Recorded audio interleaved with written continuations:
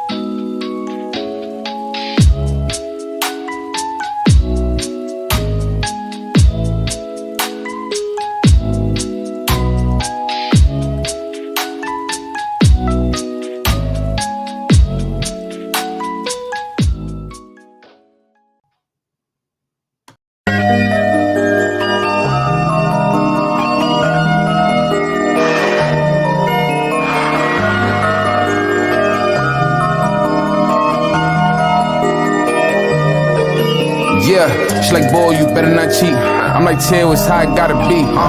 That's why I gotta leave. I smoked the blunt and went viral for the week. I got a lot of reach. Me the streamer and make them hot as me. That's why I gotta leave. I smoked the blunt and went viral for the week. Goddamn, get off my diesel. Damn. Get off my diesel. Goddamn, get off my diesel. Damn. Get off my diesel. Damn. Damn. Diesel. Damn. Damn. Diesel. Damn. Damn. Diesel. Damn. Damn. Diesel. I'm not these rappers, I got real bands. In the crib, bustin' my Lil dance. I don't troll, I do it for the real fans. Play this song and turn it with my little man. And my real name Max. And I really got plaques, yeah. Double digits, no cap. I'm the real Plaque Boy Max. Plaque Boy Max. Plaque Boy Max. Plaque Boy Max. I'm the real Plaque Boy Max. In the crib, counting on my plaques. Tell cops to not react to that. A nigga never say I'm whack. Don't rate it, leave it to the chat. Chat. Oh man, that gives me chills. Shout out to my guy Just Clutch Edits on TikTok. He's my guy right there, and he will be making a surprise appearance, or not a surprise anymore, on this pod later. So you're definitely want to stay out for that. Talking Football Podcast live stream Super Bowl edition. That's the second year we've done this. This year it's a little bit different. Last year I think we did like a 1 hour show. This year we're going 3 full hours. I'm super hyped up for it. In about 15 minutes or so, we're gonna have one special guest on. We have 3 different segments for today. One on the we have one on the Eagles, one on the Chiefs, and one on betting. So you're not gonna want to miss it at all. But before we hop into that, we have the NFL honors on Thursday, and I want to talk about that a little bit before we jump into the stuff for today. Thank you all for coming out. I know it's been a while since I've done a live stream, so I'm a little bit rusty. I've not done this in almost a year because last time I live streamed was for the Super Bowl last year. I know last year I did like every Sunday basically, but this year a little bit different. We did recordings. Now we're back live. So if I'm a little rusty, my bad. So let's start talking about the NFL honors. So MVP was Josh Allen. Offensive Player of the Year was Saquon. Defensive Player of the Year went to Pat Surtain. O-Roy was Jaden Daniels. D-Roy was Jared Verse. Coach of the Year was KOC. Comeback Player of the Year was Joe Burrow. So I think they got all of them right, though there's a couple there that I'm like, I don't really know about. The main ones that were being argued were Defensive Player of the Year, Coach of the Year, and Comeback Player of the Year. So let's talk about Defensive Player of the Year. And I understand that Defensive Player of the Year is a statistic-based stat, and they're like, oh, it should have been Myles Garrett. It should have been TJ Watt. I don't see how you can give it to PS2. He was locked down all year. He was really good. He was fantastic, in my opinion. He played a really, really good game, like every single week, basically. When he was being targeted, I think he allowed like a less than a 50 QBR, which is unbelievable, or maybe a passer rating, either or. That number is incredible. I think someone said if you threw the ball into the ground on every other throw, your pass rating would be higher than if you're throwing to Patrick Surtain. So easily, in my opinion, it should have been PS2. They got that one right there. Let's talk about Coach of the Year. So Coach of the Year went to Kevin O'Connell, and I think that's fair. My little asterisk I say about that is the last few weeks. You go out and you play Detroit. Granted, Detroit was a better team on paper, but you got blown out by them, and you go into LA and you get blown out by them in the playoffs, and that's the second time in 2 playoff trips that they were a 14 or 13 win team, and they were first round exits. This time was on the road, and I think LA did have a little bit more to play for given the wildfires and stuff like that.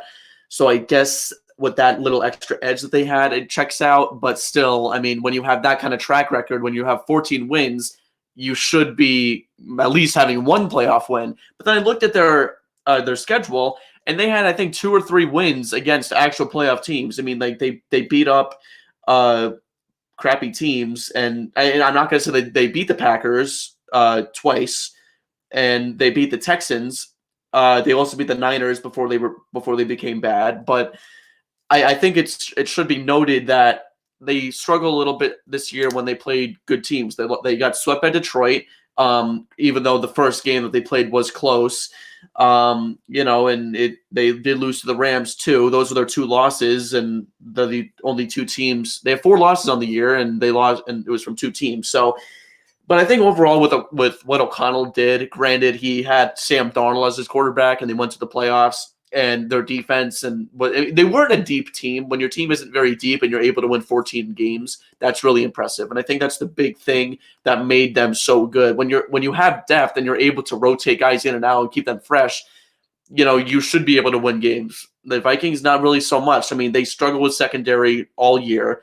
And when you have guys like Shaquille Griffin, who's been a bum for almost his entire NFL career, coming in and playing well as your slot, that should tell you a lot about how well the Vikings are coached. So you know what? I think O'Connell's a good choice. I think Dan Quinn was a little bit more deserving given the fact that Washington, the second overall pick last season, and then this year went to the NFC Championship game, and they did get blown out, which was a horrible game, but they didn't play poorly until it got ugly and the rain just kept falling. Comeback player of the year, I want to talk about next. So this one was a little bit interesting. In my opinion, Joe Burrow won it. He had the thumb injury. We knew it was bothering him really badly last year. I think when you look at who the candidates were, Damar Hamlin was on there. I literally cannot. Damar Hamlin was the main one I want to talk about.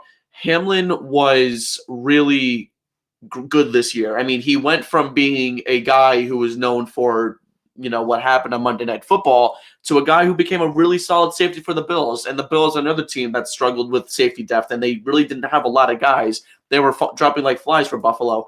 And Damar Hamlin came in and he played. I'm not gonna say he almost played like a borderline Pro Bowl level, and that says a lot for when you have a guy who basically, quote unquote, died on a football field literally 2 years ago, and now we're here and he's playing at this level. I think he was a little bit more deserving than Joe Burrow. But to be fair, Burrow was absolutely phenomenal this year and easily could have won the MVP. If the Bengals made the playoffs, I would say that he probably would have won the MVP there. Let's talk about the Hall of Fame class. So obviously you can see Giants. You can see right over there. We got Manningham. I know it's a little bit blurry, but we have that. There's a glare here. Giants helmet. And you can see all the way over here, we got a Giants helmet too. I don't want that to play into my bias here, but it will, unfortunately, about Eli Manning. I don't know how he's not a first ballot Hall of Famer. How is he not a first ballot Hall of Famer? I don't know if you guys in the chat can tell me how he's not a first ballot Hall of Famer, because I don't think you can. When you have that kind of track record, I don't understand how you are not a first ballot Hall of Famer. Based on what I know, I don't think he was even top 10 and becoming close to making the playoff, not the playoffs, the Hall of Fame. I just don't get it. And I know you could say, 500 record. He threw a ton of picks. So did Brett Favre. Okay, if we're going to make that argument, so is Brett Favre, and he's very easily in the Hall of Fame. And Brett Favre only won the Super Bowl once, if I'm not mistaken. And he wasn't the MVP of that one. That one was Desmond Howard when they beat the Patriots that year. I don't know how Manning's not. He when he retired, he was top 10 in passing yards, I believe, and passing touchdowns. Granted, he was top 10 in picks, I think, or around top 10 in picks. To this day, in a more pass-heavy league, he's still top 12 in those stats. And he's probably going to be around top 15 when guys like Mahomes and Allen retire. I just don't, and Rodgers too. I don't get how Manning was not a first ballot Hall of Famer. You have 2 Super Bowl wins against the mighty Patriots. You have 2 Super Bowl MVPs in those years. And you did that when your wide receiver 1 in 2007 was a washed Monty Toomer, and then in 2011, that wide receiver core was much better. They had Manningham, they had Nix, they had Victor Cruz when he was still young and healthy. I don't really get where the hate comes on for Eli Manning there. You could say 500 career, but if you take away those 3 seasons, I want to say like around 20 games-ish over 500. So I'm not really sure how that adds up if you're going to say that, because the Giants in 17 they went 3-13, and 18 they went 5-11. In the few games that Manning played in 2019, I think he went 2-2. I struggle to figure out where Manning or how Eli doesn't get in to the Hall of Fame. There were other snubs too, like Vinatieri. I don't know how he doesn't get on the first ballot, but maybe that's just me. All right, let's have enough about the snubs. Let's talk about the Hall of Fame class. Jared Allen, very deserving, absolute monster for the Chiefs and Vikings, of course. And Eric Allen was a great corner in the 80s. I mean, obviously I wasn't around back then, but I know he was a very good player. Sterling Sharp, I think, is really interesting how he got in. He was an amazing receiver in the 80s and the 90s. And I know he was amazing at his peak, had that neck injury, and that kind of ended his career. The fact that he got in, I mean, I'm happy for him. I think he deserves to get in, but track record. I don't really know if it's strong enough to get into the Hall of Fame. Granted, he was one of the best receivers of his time. I just don't really know how he didn't get in, or I don't really. I understand how he got in. Maybe I should rephrase that. I understand how he got in. I just don't know if he deserves getting in at that kind of level, if you know what I mean. Antonio Gates, he should have been in last year. He should have been first ballot. That kind of checks all my boxes there for the NFL honors.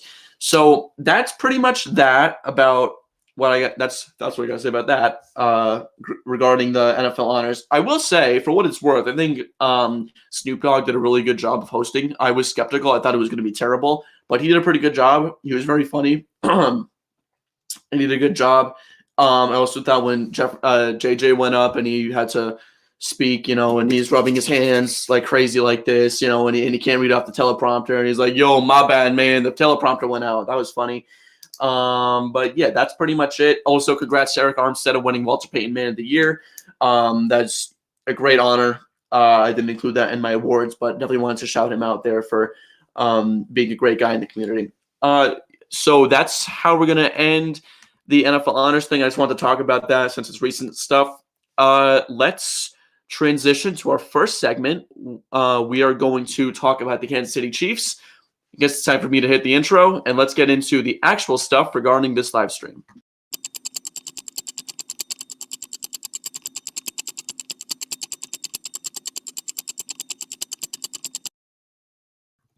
All right, so we are here with the one, the only, Dad. It's great to have you back on the show. What's up, buddy? He's been a recurring guest.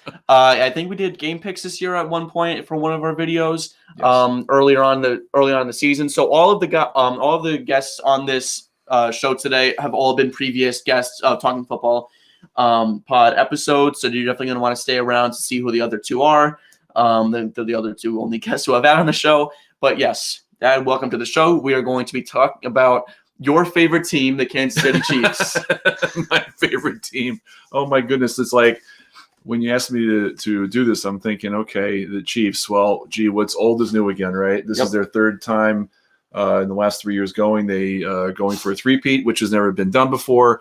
Not even Bill Belichick has done that in the Mighty Patriots, or Don Shula and the Dolphins, or the Giants for all their success, or Bill Walsh in San Francisco.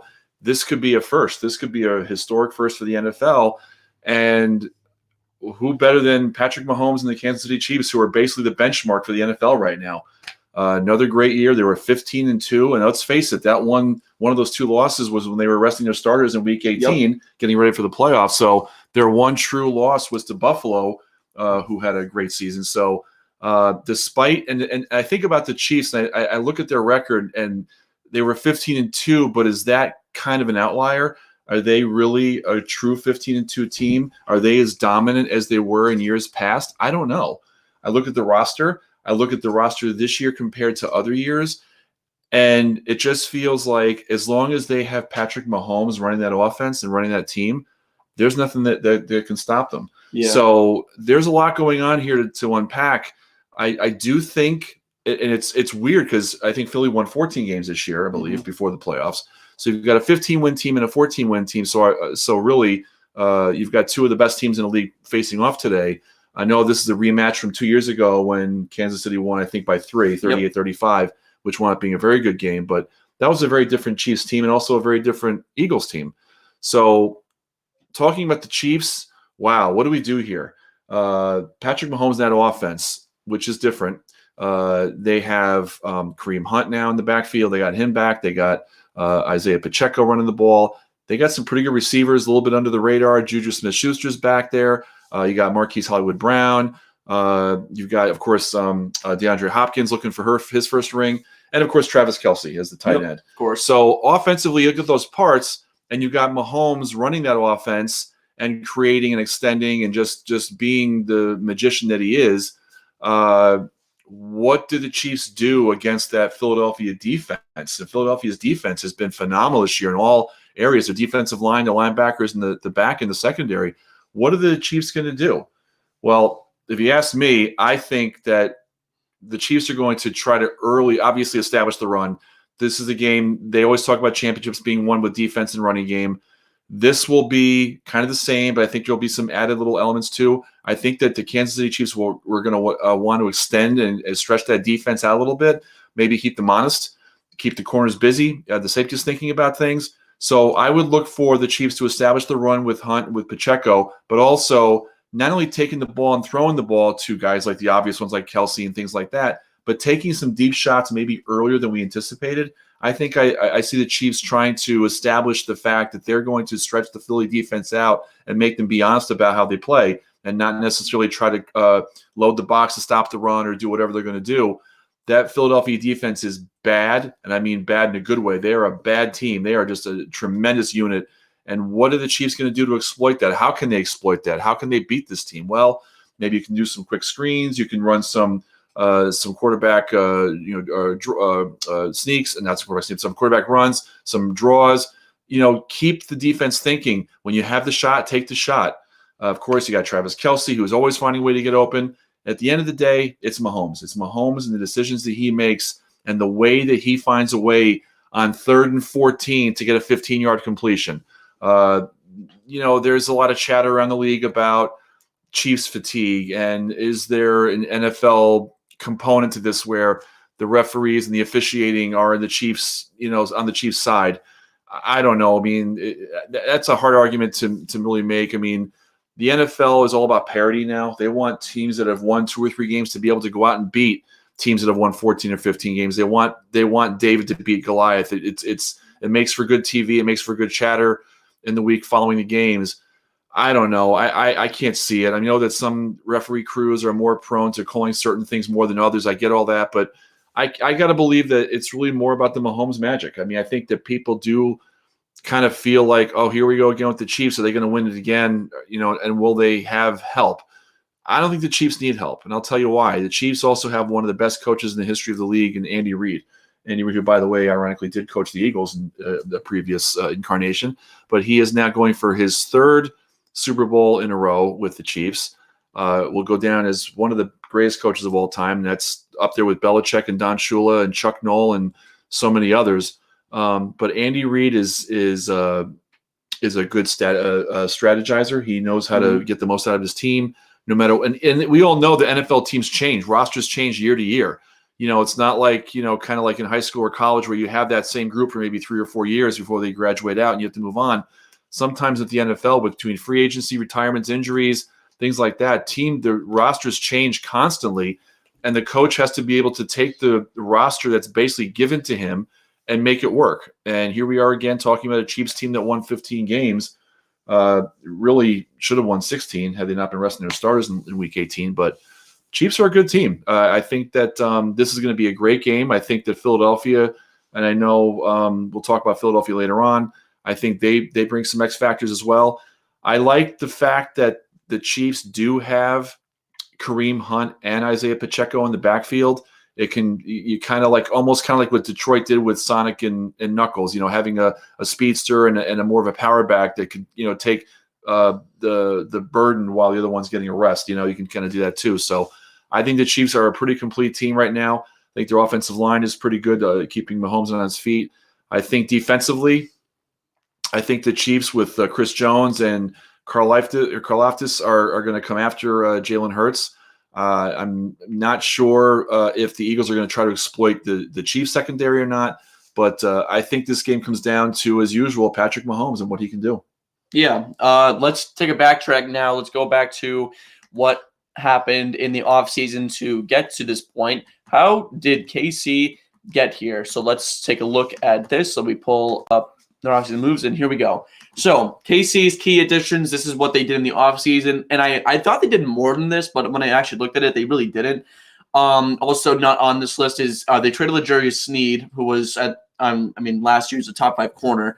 They traded Sneed, and you could see what they did. They re-signed Chris Jones to that monster extension. They also re-signed Mike Dana, who has been really good lately. He's definitely been good off that edge to give him and Karlaftis are a good duo.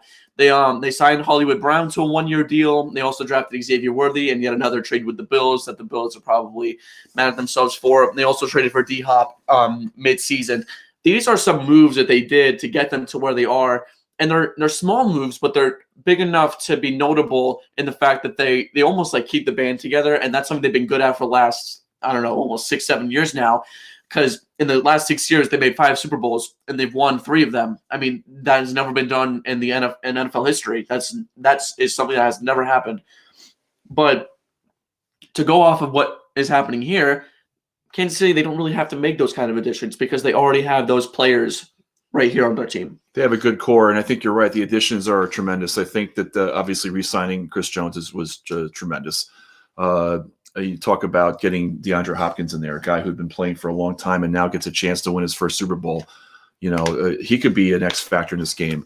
Hollywood Brown, has toiled in the league for many years, and now he's got a chance to win a ring. So, when you're going to, move from team to team, you're going to want to go to an established team with a good history, good coaching, good quarterback. That's what they want. You go to a team, you want to know who the quarterback is. That's like your first thing, because you build your team effectively around the quarterback. So Kansas City has arguably the best quarterback of our generation, certainly, and certainly, well, I should say at this point, will be a first ballot Hall of Famer. I mean, this Mahomes guy just keeps getting better and better and better. It's almost unfair how good he is and the impact he brings. But the reality is he's got it. So you're right. If they have a core and then some pieces leave due to free agency or retirement, whatever, the trade, whatever, if you bring in those complementary players that can still keep the team moving forward. You mentioned Worthy, getting him in there. Hopkins, yeah, absolutely. Marquise Brown. They've added these nice little pieces. Juju Smith-Schuster, they added him. Nice little pieces like that can really just kind of keep things moving. But at the end of the day, it's all about 15. And 15 finds a way, and he is great. I remember not even that long ago, Aaron Rodgers, when he was still back with Green Bay, and his ability to drop back and not necessarily be a pocket passer, but roll out and just extend the play, give his receivers time to get separation or to get open or to beat the coverage or get deep. And he'd make these ridiculous throws that you thought were going to get knocked down or intercepted, and he would complete them. Here we have Mahomes doing the exact same thing. And we see that he's now become this wizard with the shovel pass and just creating something out of nothing. How many games do we see him play this year where he was taking a sack? There was actually a game where he was taking actually practically on the ground, and almost like what Stafford did against the Vikings in that one game was he basically just lunged the ball forward, and it was deemed a forward pass. It wasn't a fumble. He's able to do those things where other quarterbacks just maybe don't have that kind of ability. But Patrick Mahomes is something special. So yeah, absolutely. But it's coming to the point where this is what we expect out of guys like Patrick Mahomes. That's what Chris Collinsworth always says. This is what we expect out of Patrick Mahomes. And it becomes kind of cliche, but it's true. What we see him do week in and week out, it's become so much the normal and not the exception that it's become very routine. And the Chiefs, with that their coach, you got great coordinators there and a great roster. This is going to be a very tough task for Philadelphia, and I know we're not talking about them right now, but they are a team that can make some noise in this game today. Yeah. So this is what they did in the offseason. Let's go to their path to the Super Bowl. So let's look at what they did. So there's not really a lot to talk about here. They started the season 9-0, and it felt like every single game they could have lost at that point. They weren't really beating teams like by a lot. And I think that's something that's always been really annoying. They were 9-0, and then they played Buffalo on the road. Buffalo beat them by 9, thanks to Josh Allen being Superman. They ended the season 15-2. They lost to Denver, but that's a Week 18. You're resting your starters loss. They beat Houston in the divisional round, 23-14, thanks to their bye because they were the 1 seed. And they beat Buffalo 2 weeks ago, 32-29, in what was another all-time classic game. If you want to see more of my breakdown before the game, I posted my reaction to the championship Sunday last Wednesday, I believe. So make sure you check that out before the game if you want some more breakdowns on that. So let's talk about how they got here. 9-0 to start the season. Then they lose to Buffalo, but that didn't really matter to them. They bounced back immediately, and we have seen them be resilient week in and week out. And the thing is, how many one-score games have we seen them playing? This is the tale that Kansas City does. They play close games, and they're like, this is not a good team. But you know what makes good teams? Good teams don't hesitate. They win close games. How many teams have we seen? Like the perfect example is, let's compare them to Tennessee. Tennessee's defense isn't even that bad. They're not. They're not, but they're undisciplined, and even though they might be leading in some games, they will end up losing them because they're not experienced enough to win those close games. And that's what Kansas City is really, really good at. Yeah. And that's what they've been good at for the last since Mahomes got here, because they're so mature. And I want to make that point really quickly. Mahomes has gotten very mature. I think it's because if you remember, in 2022, when Burrow beat Mahomes, they went to Arrowhead and they beat him in the AFC Championship game that sent Cincinnati to the Super Bowl to play the Rams. After that loss, I think Mahomes realized, this isn't all about me. It's about the team. Maybe instead of doing Mahomes magic, I should mature a little bit. And that's what we've seen him do. When he first came into the league, when he took over for Alex Smith from, let's say, 2018 to, let's say, 2022, around that time, he was not mature. He was taking deep shots. Like, wow, Mahomes has this unbelievable arm. I see you guys in the chat. I'm saying hello to all you guys. When we see Mahomes deep shot after deep shot, and he threw some picks. He had some turnovers, but these years he's taken the touchdowns down, and the turnovers have gone down with it. And I think that's such an important note to make on how mature he is. That's a great point. He's come into the league. He was a hot shot. He was making these big plays. But with growth comes maturity, like you said, right? He's learning how to play the game. He's learning how to play the structure that Andy Reid has created in Kansas City. I want to go back to what you said earlier about the record. Yeah, they started 9-0. They had that one loss to Buffalo, and then they went on a tear again. At times, and despite the 15-2 record, at times, Kansas City appears to be beatable. Yeah. Like there are games where maybe it's tied, or maybe they trail. What about that Raiders game? I think Black Friday, when the Raiders should have easily won that game until there was like that BS snap malfunction penalty that has never been called in the history of football on JPJ from the Raiders. I just don't understand how you can call that. That's a separate point we're going to make at the end of this segment. But how many times have we seen, who wins those kind of games? Those are the nitty gritty games that the Raiders are built for. That Antonio Pierce has trained them for. Adam Pierce, he's the GM of Raw. I don't know why I'm thinking of him right now. Antonio Pierce, that's the stuff that the Raiders are built for. The John Gruden, the nitty gritty stuff. The Raiders, that's the stuff that they're built for. Smash mouth football, absolutely. That's the stuff they've been built for forever. Back all the way from John Madden all the way to now. That's what they're built for. And yet Kansas City found a way to win that game. Well, they say good teams find ways to win. Yep. If you are in close games, when you are that team that's growing and maturing and learning how to win those games, you may stumble. You may lose some of those games. But teams like the Chiefs know how to win those games. They've been there before. They're battle-tested. They've done it before. They're going to do it again. Under Andy Reid's leadership and under Patrick Mahomes' leadership on that team, you're 100% right. This team, as it's currently constructed, I can't say it's unbeatable, but they're a really good football team. They are a team that anyone would be afraid to play. Not unbeatable, because in the NFL, they want parity. Nobody is unbeatable. There are teams that are better than others, of course. You have teams that are, you have the haves, you have the have-nots. But Kansas City right now has that thing, that X factor, that whatever it is that the San Francisco 49ers had back in the 80s, and way back in the day, the Pittsburgh Steelers had back in the 70s, that even the Minnesota Vikings had when they made their little run in Super Bowls in the early 70s. Some of these teams have this aura about them, something that makes them who they are. The Chiefs have one of the greatest coaches of whoever coached a game in their life in Andy Reid, and one of the best quarterbacks to ever play the game in Patrick Mahomes. And that's really where it starts. You build your team around a quarterback. You give a quarterback supporting players. You give him a good offensive line. You give him a good scheme, and that plays to his strengths, and he's going to chew you up. And that's exactly what the Chiefs have done. Absolutely. So and I also want to make a note about the close games. So I don't know if you remember last year when the Texans played the Panthers. Like the Texans, I think that was when they went 10-7. They played the Panthers and they lost that game. It was a close game and they lost it. And everyone's like, how in the heck did the Texans lose to the Panthers? This year, Chiefs had the exact same situation. Bryce Young, or post benching Bryce Young when he became an entirely new quarterback, they lost to the Chiefs by 3. They lost to the Chiefs by 3. But the Chiefs, the point I wanted to make, the Chiefs won and the Texans lost, even I know 2 separate teams. But that's the type of thing that we see out of Kansas City. They will have close games, but you know what? It doesn't matter how you win. It matters how many you win. Well, that's the old thing. They don't ask how, they ask how many. And I think that's such an important thing. It's truly and that's true. what Kansas City does. They just know how to win. Yep. And it's annoying because sometimes it's aided by the refs, and we've all seen that. We've seen that week in, week out. It's, what is this call?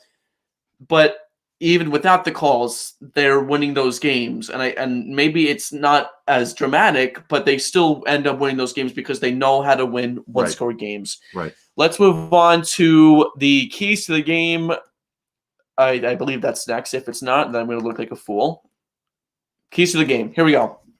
So these are my personal Chiefs keys to the game. Number 1, control and this is for the offense. Number 1, absolutely control the line of scrimmage.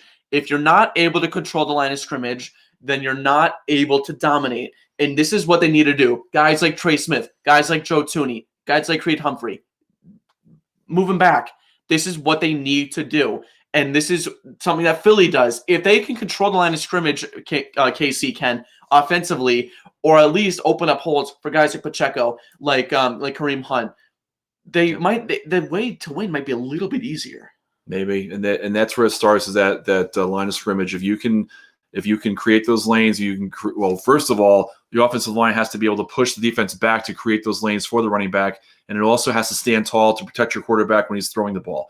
So if you can do both and you can do it effectively, and you can keep Mahomes on his feet, like any good quarterback in the league, he will pick you apart. And he has you saw about getting stars involved early. Well, he's got plenty of them. Now he's going up against a pretty good Philadelphia defense, so we'll see what's it's Vic Fangio's the defensive coordinator. Yep. We'll see what Vic Fangio schemes up there for the Eagles, but I'm pretty sure that the Chiefs are going to have a pretty good game plan going. They played them 2 years ago. They know them pretty well, and they both know each other pretty well. Andy Reid is not going to tip his hand until he absolutely has to. But yeah, I think you're right. I think if you get those guys involved early, and I talked about that earlier, stretching out that defense, not letting them play, not letting the Philly defense dictate the terms, but your offense dictating the terms. And who better than 15 leading that charge to make that happen? Absolutely. I mean, this game, it's weird. It needs to be high scoring and nitty gritty, and they don't work well together at all. But that's the way it needs to be. We saw the last time these two teams played in the Super Bowl, how the Eagles and it was 38-35. It was high scoring, but you felt that there was some kind of sense of nitty gritty in there. This year, they needed, or today, in about 5 to 6 hours, they need to do the exact same thing. It's funny. You mentioned that 38-35 game was kind of a shootout. And I remember they were actually showing that game on NFL Network the other night, a replay. And I forgot how it was in the beginning. It was pretty much back and forth. It was scoring back and forth. And then it got a little bit more slow in the second half. I think this is going to be a much lower scoring game, probably in the 20s if I had to guess. I think I'm not going to say who I think is going to win, but I think that the scoring will not be in the 30s. I think it'll be in the 20s. I think it'll be more, like I said, defensive and running game. And, we don't know what Philly's doing with their running game right now, so I don't want to steal their thunder, but we know what they've got going on. But the Chiefs have a pretty good running game on their own right with Kareem Hunt, with Pacheco. Absolutely. So, if they can, and again, running the ball, making first downs, controlling the clock, keeping the other team off the field so they can't score, wearing down the defense you're running the ball against. If the Chiefs can continue to do that and have these long 10, 12 play sustained drives, even if it is an 80, 90-yard drives, and coming with tangible points, not just going 8, 10 plays and then having to punt from midfield because you're in no man's land. If they can sustain drives and move the ball, wear the defense down, this will play heavily into their favor. Absolutely. Let's move on to my next offensive key that I want to put, as long as I can pull that up, and it's right there. Get stars involved early. We have seen so many close games, and we saw against Buffalo, I think Kelsey had like 2 catches. That cannot happen today. You got to get Kelsey involved early and often. Don't rely on the running. And I know I just said you need to control line of scrimmage, but they need to get the passing game going a little bit. But don't do what Washington did. We saw it when Washington played. They were very pass heavy on that first drive, and and they were always in a 3rd and long. And were they converting them? Yes, but you don't want to rely on 3rd and longs to win this game against the Eagles.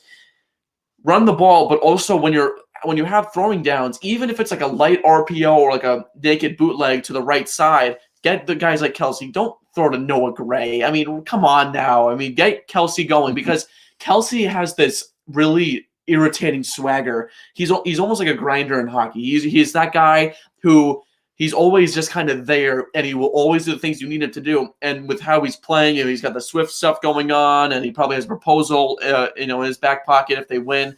You got to get him involved early. They also need to get D-Hop going. I don't know how hard it is to do that. He's a jump ball threat. He's incredibly physical, and that plays into the Chiefs' hands, because every single time they're playing and there's an OPI, DPI, it always goes against who the Chiefs are playing. Go to D-Hop. Yeah. He's going up against young guys. Quinion Mitchell, DeJean. Keep him away from Darius Slay. Keep him away from guys like Zach Bond. Make him go up against the young guys. Make him go up against guys like Maddox, because those are your easy money plays. Those are your high percentage plays that I keep talking about. Go to D-Hop. Go to Kelsey. Get your veterans going early, so then the young guys are comfortable enough to get the ball when they need to. You just mentioned the veteran word. Now, what I was going to say was, with DeAndre Hopkins, you're talking about a veteran who also has a size advantage. Yes. He has that kind of Randy Moss thing where he can win those 50-50 balls. He can beat you to a jump ball. So that's what I'm talking about with the Mahomes taking these shots. Hopkins may be a guy to watch against. Now they got Darius Slay over there. They got good defensive or cornerbacks on their team too. But I mean, I think when it comes down to it, Hopkins' veteran experience and his height advantage is going to help him win some of those 50-50 balls. Now, I have to imagine that if you're Philly, if you're Vic Fangio, you're probably going to put Slay on D-Hop, because Slay, I mean, if you put Slay on Juju, you have better corners on that team that can guard Juju. You're not going to want Slay on Worthy, because Slay is just, I mean, call the ambulance. You got a case of broken ankles, and you're not going to want to. And you're not going to want to put him up against, I'm blanking on his name, on Hollywood Brown, because I think there's a little bit of a speed disadvantage there too. So you're going to want to put the young guys on the young guys, put the vets on the vets. But if you're Kansas City and you see a D-Hop versus a DeJean, got to throw that ball up, because you need to get D-Hop going. And they haven't really been able to do that ever since they traded for him. He's been there, but he hasn't really been there. I think that he has no presence. I think that the Chiefs, and I talked about earlier, taking those chances to stretch the defense. If he sees single coverage with either Juju or with Marquise or with DeAndre Hopkins, he's going to take that shot. Absolutely. He has to, because you have to do that to keep the defense honest. There's just no way around it. All right, let's talk about my third key to the game for the Chiefs offense. Don't force Mahomes' magic. This is something they've been good at, but it's a big game. And you might say, oh, well, you got to get Mahomes going, and I agree with that. But, again, like I said, get those underneath stuff going, because Philly's defense is loaded. They have the best linebacker Zach Bond was. I don't think he's the best linebacker in football, but he was the best linebacker this year. If you know what I mean. He's playing out his mind lately. Zach Bond, and you got to keep the plays away from guys like Bond, and go after guys who talk a lot. Your C.J. Gardner-Johnsons. Go after those guys. I think what Kansas City needs to do, get Mahomes warmed up, and that's something that's overlooked a lot. Don't force your 15-yard completions on 2nd and 7. Don't do that. Get your underneath game going. Get guys like Pacheco going, maybe in like a screen game. Get that kind of play going, because that'll be like Mahomes will be like, okay, well, now I'm 3 for 3 for, let's say, 13 yards. Let's get 4 for 4 for now 29 yards. Let's get that chunk play now. Don't force Mahomes to, this is where Andy Reid's going to come in. And I talked to you about this coaching advantage that they have. Andy Reid is a mastermind. And we've seen them. They've run this play called Corn Dog for the last 2 years, where you have a guy, and I'm going to draw it up here I know you guys can't see it, but I'm going to draw it for your sake. So you have a guy here. He comes in, and then he comes right back out. It's almost like we saw what Ohio State ran with Jeremiah Smith. So he's going to come in here, and then he's going to come right back out. So the corner who's on him, he's going to come on the inside, and he's expecting a motion here, but there's no motion here. He's going to come back out. This is what they ran with McCole Hardman to win the Super Bowl last year. This is what they ran with Kadarius Toney when he walked in for a touchdown. Over here, free the guy up. Absolutely, and it's such a genius play because the Chiefs are so motion-oriented. So if you can run those corn dog-like plays, like your trick plays, the Andy Reid deep in the back kind of plays, instead of your, the picture perfect pass to Kelsey, That's the stuff that can kind of get the wheels rolling a little Those bit. are the little things. Those are the intangibles that Andy Reid brings in. It's not a knock on Nick Sirianni whatsoever. Nick Sirianni in his own right is a pretty good coach, but he doesn't have nearly the experience or the success that Andy Reid has had. So when you put the two of them together, if you're going to just go coach to coach, I'm going to take Andy Reid any day of the week. Absolutely. Because it's because of play design and play schemes like what you just drew up there. And it's a shame that our viewers couldn't see what you were drawing up. Basically was almost like a fake reverse. Yeah. You're basically drawing the defense to one side and getting the guy to come out and be open. Those are the things he knows how to exploit because he knows what the defensive team's tendencies are, what they're prone to doing, what their coverage schemes are, and taking advantage of that. So you got to give big props to Andy Reid. See, you know what? That corn dog play, I'd watch for Xavier Worthy there. I'd imagine that he'd be going up against either Quinton Mitchell or Cooper DeJean. I'd imagine Worthy comes in a motion and then cuts right back out because the red zone magic is something that's not talked about enough. They're so consistent in the red zone. They score a lot of touchdowns. Well, that's the thing, when it gets down to those nitty-gritty areas. How many games do we watch during the year where we say, yeah, you take the points where you can get them, but how many times are you trading sevens for threes? Yeah. How many times are you saying, well, we got down to the 10-yard line, we stalled out, and rather than trying to go for it, because now the NFL tendency is to go for it on fourth down, depending on what the distance is. Depending on if Dan Campbell's your coach. But seriously, the tendency is now to go for it on fourth down because if you don't get it, well, you have the team pinned back anyway. But the idea is you want to score points, you want to get as much as you can. The problem is the Chiefs don't generally settle for field goals. They usually find a way to get into the end zone. And that's where I think a big part of their success comes from. Absolutely. Let's move on to Kansas City's defensive keys to the game. And the number one I have on here is you're probably that's really obvious, limit big runs. But you don't realize how important they are. How many games have we seen? Like Barkley he's unbelievable. The stuff he's so explosive. And his acceleration, which I've been seeing him accelerate like this since 2018 in his rookie year. He is fresh. He is healthy. They need to limit big runs. So 1 and 2 almost kind of go together. Limit big runs. How do you do that? You don't load the box. And I know it doesn't make sense. Okay, well, if you want to stop a big run, you should load the box. No, because Philly is so good at opening up gaps. Right. That's why Saquon is able to go through them. And he's hard to bring down. So when you have guys – I'm sorry, Trent McDuffie, he's a great tackler, but he's not big enough to take down Saquon Barkley. Justin Reed is probably their only deep guy who can probably make that kind of play. They need to play their linebackers back a little bit. Yeah. Nick Bolton, fantastic tackler, good good horizontal speed. They need to play him back a little bit. Maybe not like 3 yards off the line of scrimmage, maybe like 5 or 6. Play him back a little bit because then they're like, oh, is this man coverage or is this zone coverage? And those are the kind of things that you need to confuse Jalen Hurts because Hurts has this kind of tendency where he's like, it's a big game. I have to play well. Mahomes is the opposite. He's like, it's a big game. I need to let my team play well. And that's such an important thing here for this Kansas City defense led by Spags. They need to, and also fill those gaps. How many plays have we seen? Barkley, he sees a gap and he just runs right through it. It's funny. He has had a resurgence in Philadelphia, and he's had an over 2,000-yard season, and I'm very happy for him. And he may very well win a ring today. And they were showing highlights earlier this week of him, and just the missed tackles and all the, he's as strong and as fast as ever, and just the players can't bring him down. So you're right. When he gets that second level, he's just going to truck you. He's gone. He's going to either stiff arm you or push you into next Tuesday. He is going to run you over and go to the end zone. We saw a game they played. I'm not sure which game it was. Maybe it was the Washington game or in the conference championship where he just destroyed the guys in the back end.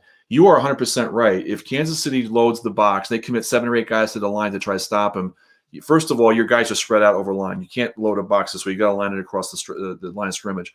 If the offensive line can open up those gaps, like you talked about the A gaps, it's not going to matter because if you guys are spread out, he hits that hole, he's gone. Yeah. And if he gets that second level, if you bring the linebackers up and he gets that second level, those DBs aren't going to stop him or bring him down. Absolutely. He can outrun them, but he can outstrength them too. He is big, and for a big guy with tree trunk legs, the guy can move and we saw him do that reverse hurdle this year. He's very athletic and he's very motivated. Yes, that's good. That's a great word to use. I say that knowing that you're a diehard Giants fan. I know he was a Giant for many years and was basically the cornerstone of that offense. And I know that he's hungry. He's hungry. Yeah. He wants to prove himself. I know his departure wasn't on the best of terms, but you know what? He's landed in Philadelphia, and he has had a rebirth like I've never seen before. It's incredible what he's done there. And he just seems to be getting better with each week. And thankfully, he's been healthy. But he's going to be a big factor in this game. But again, Spagnuolo is going to know that. He's going to know he's coached against Barkley enough to know what his tendencies are. Kansas City will do enough on defense to not overcommit to him up front. They will probably lay guys back if they know it's going to be a run play. They might cheat their secondary up a little bit to help out with tackling if need be. But then you got to be careful of the fake, because he could do a play fake, and then if you cheat up, guy could run down. Whoop, you got a long play there. So it's a little bit of a guessing game there. But Barkley could absolutely make a huge difference in this game today. Absolutely. So I also want to make a note about filling the gaps. Kansas City, and they ran this nickel blitz like 3 or 4 times last week. Though, I mean, they're so disciplined. How many times have we seen, like, I'm just going to use the Giants for an example. We see Drew Phillips, and he's in the slot, and they like to blitz him because he's a feisty little guy. And what he does, you see him, and then they usually do, it's a hard count. So it's hard, and then you see him going. Kansas City, they don't do that. And I'm going to make a note of that a couple times today when we're watching. I'm going to know you when we're doing it. So they always run this slot blitz. And I'm going to use this paper one more time. So here, they have, let's say you have 2 receivers to the left and 1 to the right. So you have slot here. You have 4 down linemen. 1, 2, 3, 4. So that's 7. You have 2 high safeties. That's 8, 9. You have 2 linebackers here. That's a traditional play setup. So this guy's going to come in here, and this guy's going to come in here. How many times have we seen, and this is the quarterback, how many times have we seen that this slot corner bites and he gets antsy, he gets jumpy? That happens with, I would say, at least 25 other NFL teams. Sure. The Chiefs, they disguise it so well, and he waits. So what happens here is he fills up this gap, then he's going to kind of go around in the end on my Alada. That opens up Landon Dickerson's going to take this blitzer here. That opens up this A gap right here, and then Hurts has to scramble out here, go to a weak side, and that's something that Spagnuolo has been so good at. That nickel blitz, they got to fill that gap, and it's the A and the C gap. The B gap you should be fine with, but because those up the middle plays, and they have Jones, they have Mike Dana, they have Karlaftis, who I absolutely love. They need to fill those outside gaps because they have massive guys. Pause on those on the edges. Jordan Mailata used to play rugby. He's huge. I mean, he's like 6'8". He's a massive dude. And they have Lane Johnson, who All-Pro, Hall of Famer, undoubtedly. They just have such veteran experience on that line, and that's why they're able to fill or to open up those gaps. Kansas City, they need a counter, and they need to fill those gaps. My third note, and I feel like some people might find this interesting, is the forced intermediate throws. We've seen Jalen Hurts. He's got very good deep ball accuracy. He's got good short ball accuracy. In my opinion, in the middle, it's not great. Well, you got Dallas Goedert floating out there too. Yes.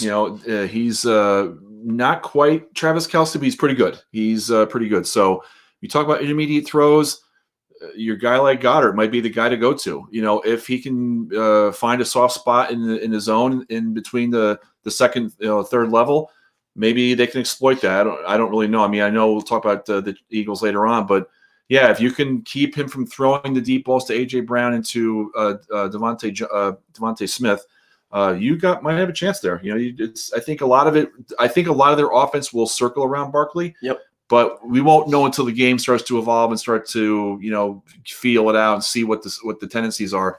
But yeah, I think that forcing intermediate throws as opposed to letting him go deep is going to be an important part for the Kansas City defense. I agree with you on that. Yeah, I mean, we've seen Hurts. He's been able to thread the needle on those corner routes, but in such a big game when you're going to be under pressure a lot, I mean, especially up the middle, he's probably going to be looking at those intermediate routes, and I'd imagine McDuffie would be on A.J. Brown, and then I'm blanking on who their CB2 is, who would be on Devonta Smith. You got to force those intermediate routes because they're really good at covering those areas across the middle. So those are, in my opinion, are the big things that the Kansas City Chiefs need to watch out for defensively. So now we're going to go to the player to watch for. In my opinion, I think you got to watch out for Isaiah Pacheco. He has been really quiet lately because he's still kind of getting back from that injury he suffered early in the season. But man, they need someone to contest Saquon Barkley today in his explosiveness, and Pacheco with his aggressive downhill running. He's the perfect guy. I agree 100%. I think when you look at Kansas City's running backs, you see him, you see Kareem Hunt. Kareem Hunt is more of the veteran. Pacheco, I think, is more of the X factor. I think Pacheco is fresher. I think he's also hungry because he is coming off that injury. I think he's determined. He's motivated. I do agree. And we've seen him play enough to know he can really bring it. And this is a big game for him. And, I agree that he may be the player to watch for. Yeah. Okay.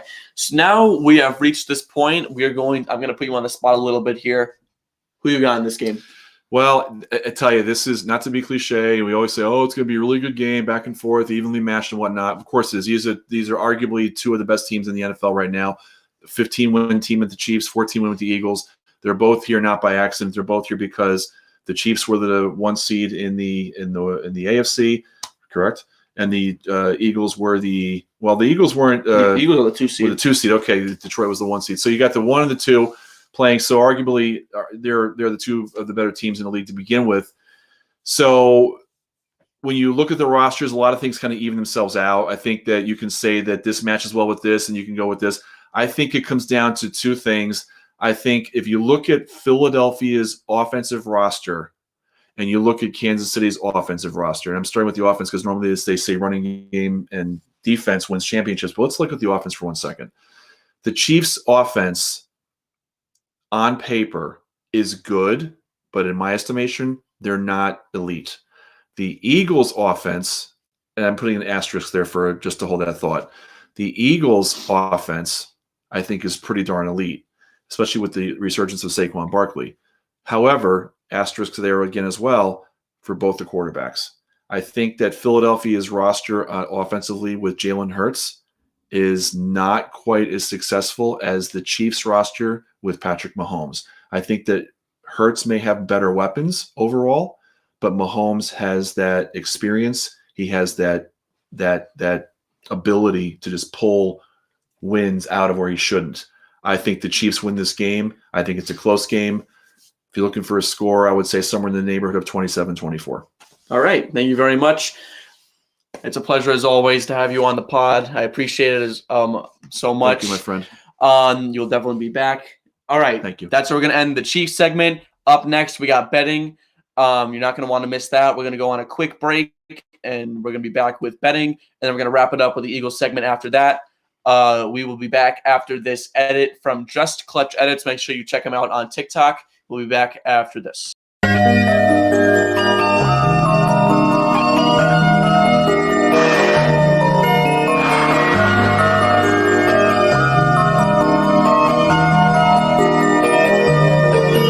Yeah, she like, boy, you better not cheat. I'm like, tell it's how it gotta be.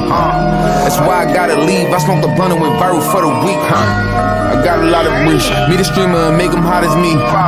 That's why I gotta leave. I smoked the blunt and went viral for the week. Goddamn, get off my diesel. Damn, get off my diesel. Goddamn, get off my diesel. Damn, get off my diesel. Damn, damn, diesel. Damn, damn, diesel. Damn, damn, diesel. Damn, damn, diesel. I'm not these rappers, I got real bands. In the crib, bustin' my Lil dance. I don't troll, I do it for the real fans. Play this song and turn it with my little man. And my real name Max. And I really got plaques, yeah. Double digits, no cap. I'm the real Plaque Boy Max. Plaque Boy Max. Plaque Boy Max. Plaque Boy Max. I'm the real Plaque Boy Max. In the crib, counting on my plaques. Tell Casa not react to that. A nigga never say I'm whack. Don't rate it, leave it to the chat. Chat. Man, that edit is so well done. Just Clutch on TikTok, my guy. Thank you very much for making that. It's really, really cool. I just saw an update on my phone that Plaxico Burress was going to auction his Super Bowl. I don't know what number it is, maybe 38. I'm not great with Roman numerals. He's auctioning his Super Bowl ring. I don't really know why, but I guess why not? Sure. Let's transition into betting. This is going to be for my guy, Logan, who is, I like to call him Mr. Fantasy because he's just that kind of guy. Logan, welcome to the pod. Welcome back, I should say, rather. It's great to have you back into the show. How you doing, man? Super Bowl. I'm great. Super Bowl Sunday. Greatest time to be a football fan and betting. I'm excited for this. All right, so before we start, I just want to make sure everyone in the chat we're good with. I just want to make sure we can hear everybody okay. We can hear Logan good before we start, just so we can hear your expertise in this area. Just want to get some confirmation, then we'll hop right into betting and some over-unders once we get to that point. Thank you, Logan, for coming onto the show. We saw him with, I think we did 10 fantasy players you should draft, and I'll be honest, I mean, you hit on most of yours, I believe. I think the one you missed on was Kyle Pitts, but that's the one that's the one that happens every single year, basically.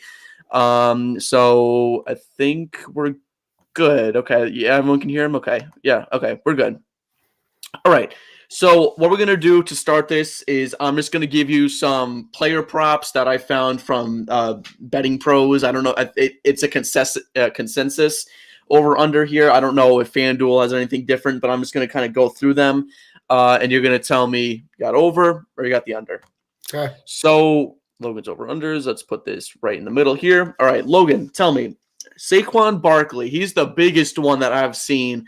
Betting Pros has him at 112.5 rushing yards. You going to hit the under or you going to hit the over? To me, key to the Eagles winning is establishing Saquon's running game. 112.5 is a lot. And we've seen it all year. He can definitely do it. For me, Kansas City's run defense is very, very good, and they're going to come into this game wanting to stop Saquon. To me, I'm going to take the over on that only because, the Eagles O-line is so good. Saquon, good for him, just having this career year of his. I just feel like you can't take the under on Saquon's rushing yards. So you just can't do it. Yeah, no, I agree with you there. I mean, everyone, they're saying it's free. I mean, I think I think when the betting opened up, I think Barkley was at 119. It dropped down by 7. Well, I mean, I don't know if that betting website dropped it down by 7. This is just the consensus here. So Barkley 112.5, hit the over for your last second. This one I thought was incredibly low. I mean, maybe it's wrong. Isaiah Pacheco, his rushing yards are at 21.5. Can you confirm that before we jump into that? Is that accurate? I can. I mean, Pacheco's had a rough year injury-wise. He's still Pacheco. He hasn't changed.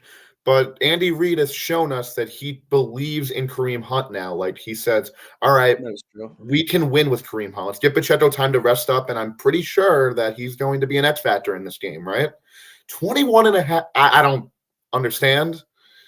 You got to take the over. Like again, I was about to say. I don't understand why it's 21.5. I mean, 40.5. I can see a little bit more of, but 21.5. Take the over. Take the over. That one I can call free. No, this one, I mean, I don't understand what the consensus. My gosh, I can't speak. So maybe it's different on some. I don't really know why it's so low, but yeah, I would hit the over there too. This one is interesting. I've seen a lot of people say different numbers on this one. Patrick Mahomes passing yards. This one, Betting Pros has him at 254 flat. Tell me, you got over or you got the under on this one? Now, if we know one thing about Kansas City in these big games is that they love to be behind going into the half, and then they come out of halftime roaring. So, I don't know. I mean, Kansas City this is one thing I must say is this is the reason why I don't bet on sports a lot is because anything can happen, like Mahomes it can be an all Isaiah Pacheco run game. It can all be an all Mahomes passing game. You never know. But Mahomes 254, I mean, I think you can confidently hit the over with that. Like, he has so many weapons that he is going to utilize. The Eagles secondary is good, don't get me wrong, but they are definitely beatable. Aging Darius Slay, obviously, Cooper DeJean, the exciting rookie. I think you can hit the over on Patrick Mahomes because he's Patrick Mahomes. He can do anything and everything to win a game for his team. I'm taking the over on Mahomes' this passing yards. Yeah, I would agree with you there. I mean, I've seen a lot of people say under. I've seen a lot of people say over. So it really depends on their game plan. If they want to battle the Eagles with their rushing attack, then you might hit the under there. I think when they last played, I think Mahomes was just barely over this number. I think he was around the 250 area. So that one definitely going to be interesting to watch. Let's move on. Jalen Hurts. This one I feel like is low, but I guess if you want to talk about total yards, I guess it's different. So for Hurts total passing yards, He's at 213.5. Hit the over or hitting the under? Sorry, I'm hitting the under. Now, let me explain. Really? Let me explain here. Now, is Jalen Hurts a top 5 quarterback? Debatable. Some say he is, some say he's not. Interesting. I think that now it all depends on the start of the game. If Saquon Barkley is off to a great start, he's gonna continue. He's gonna get fed. Jalen Hurts passing, though, I mean, yes, he's a great quarterback. He's made the Super Bowl. Of course, he's a great quarterback. But I think he's more of a QB run quarterback. And I'm not calling him a running back. Let's not go there. But I have a feeling that Jalen Hurts is going to be just under 200 passing yards this game. Saquon's going to be – it's going to be a game one in the trenches, I think, for Philly. And Saquon, I'm sorry I'm going back to Saquon so much, but he has such an effect on the rest of these bets for Philly. I think that Jalen Hurts, and he has weapons, A.J. Brown, Devontae Smith, Dallas Goedert, we can go on and on and on. But I don't see him going over 200 passing yards. I don't. Interesting. That's so you don't even see him going over 200. I see him as the 185, 195, that range. So I didn't write down his rushing yard prop, but would you hit the over on the rushing yards? I think he's going to have 50 plus rushing yards. Yeah.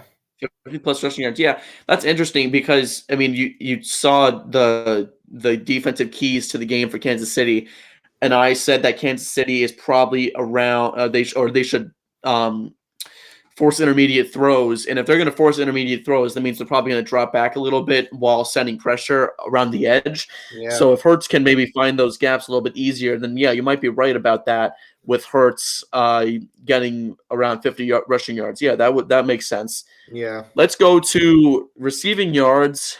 Travis Kelce, 62.5 receiving yards. I think I have a pretty clear answer on this one. Here in the over or in the under? I'm hitting the over, man. Travis Kelce. I was about to say.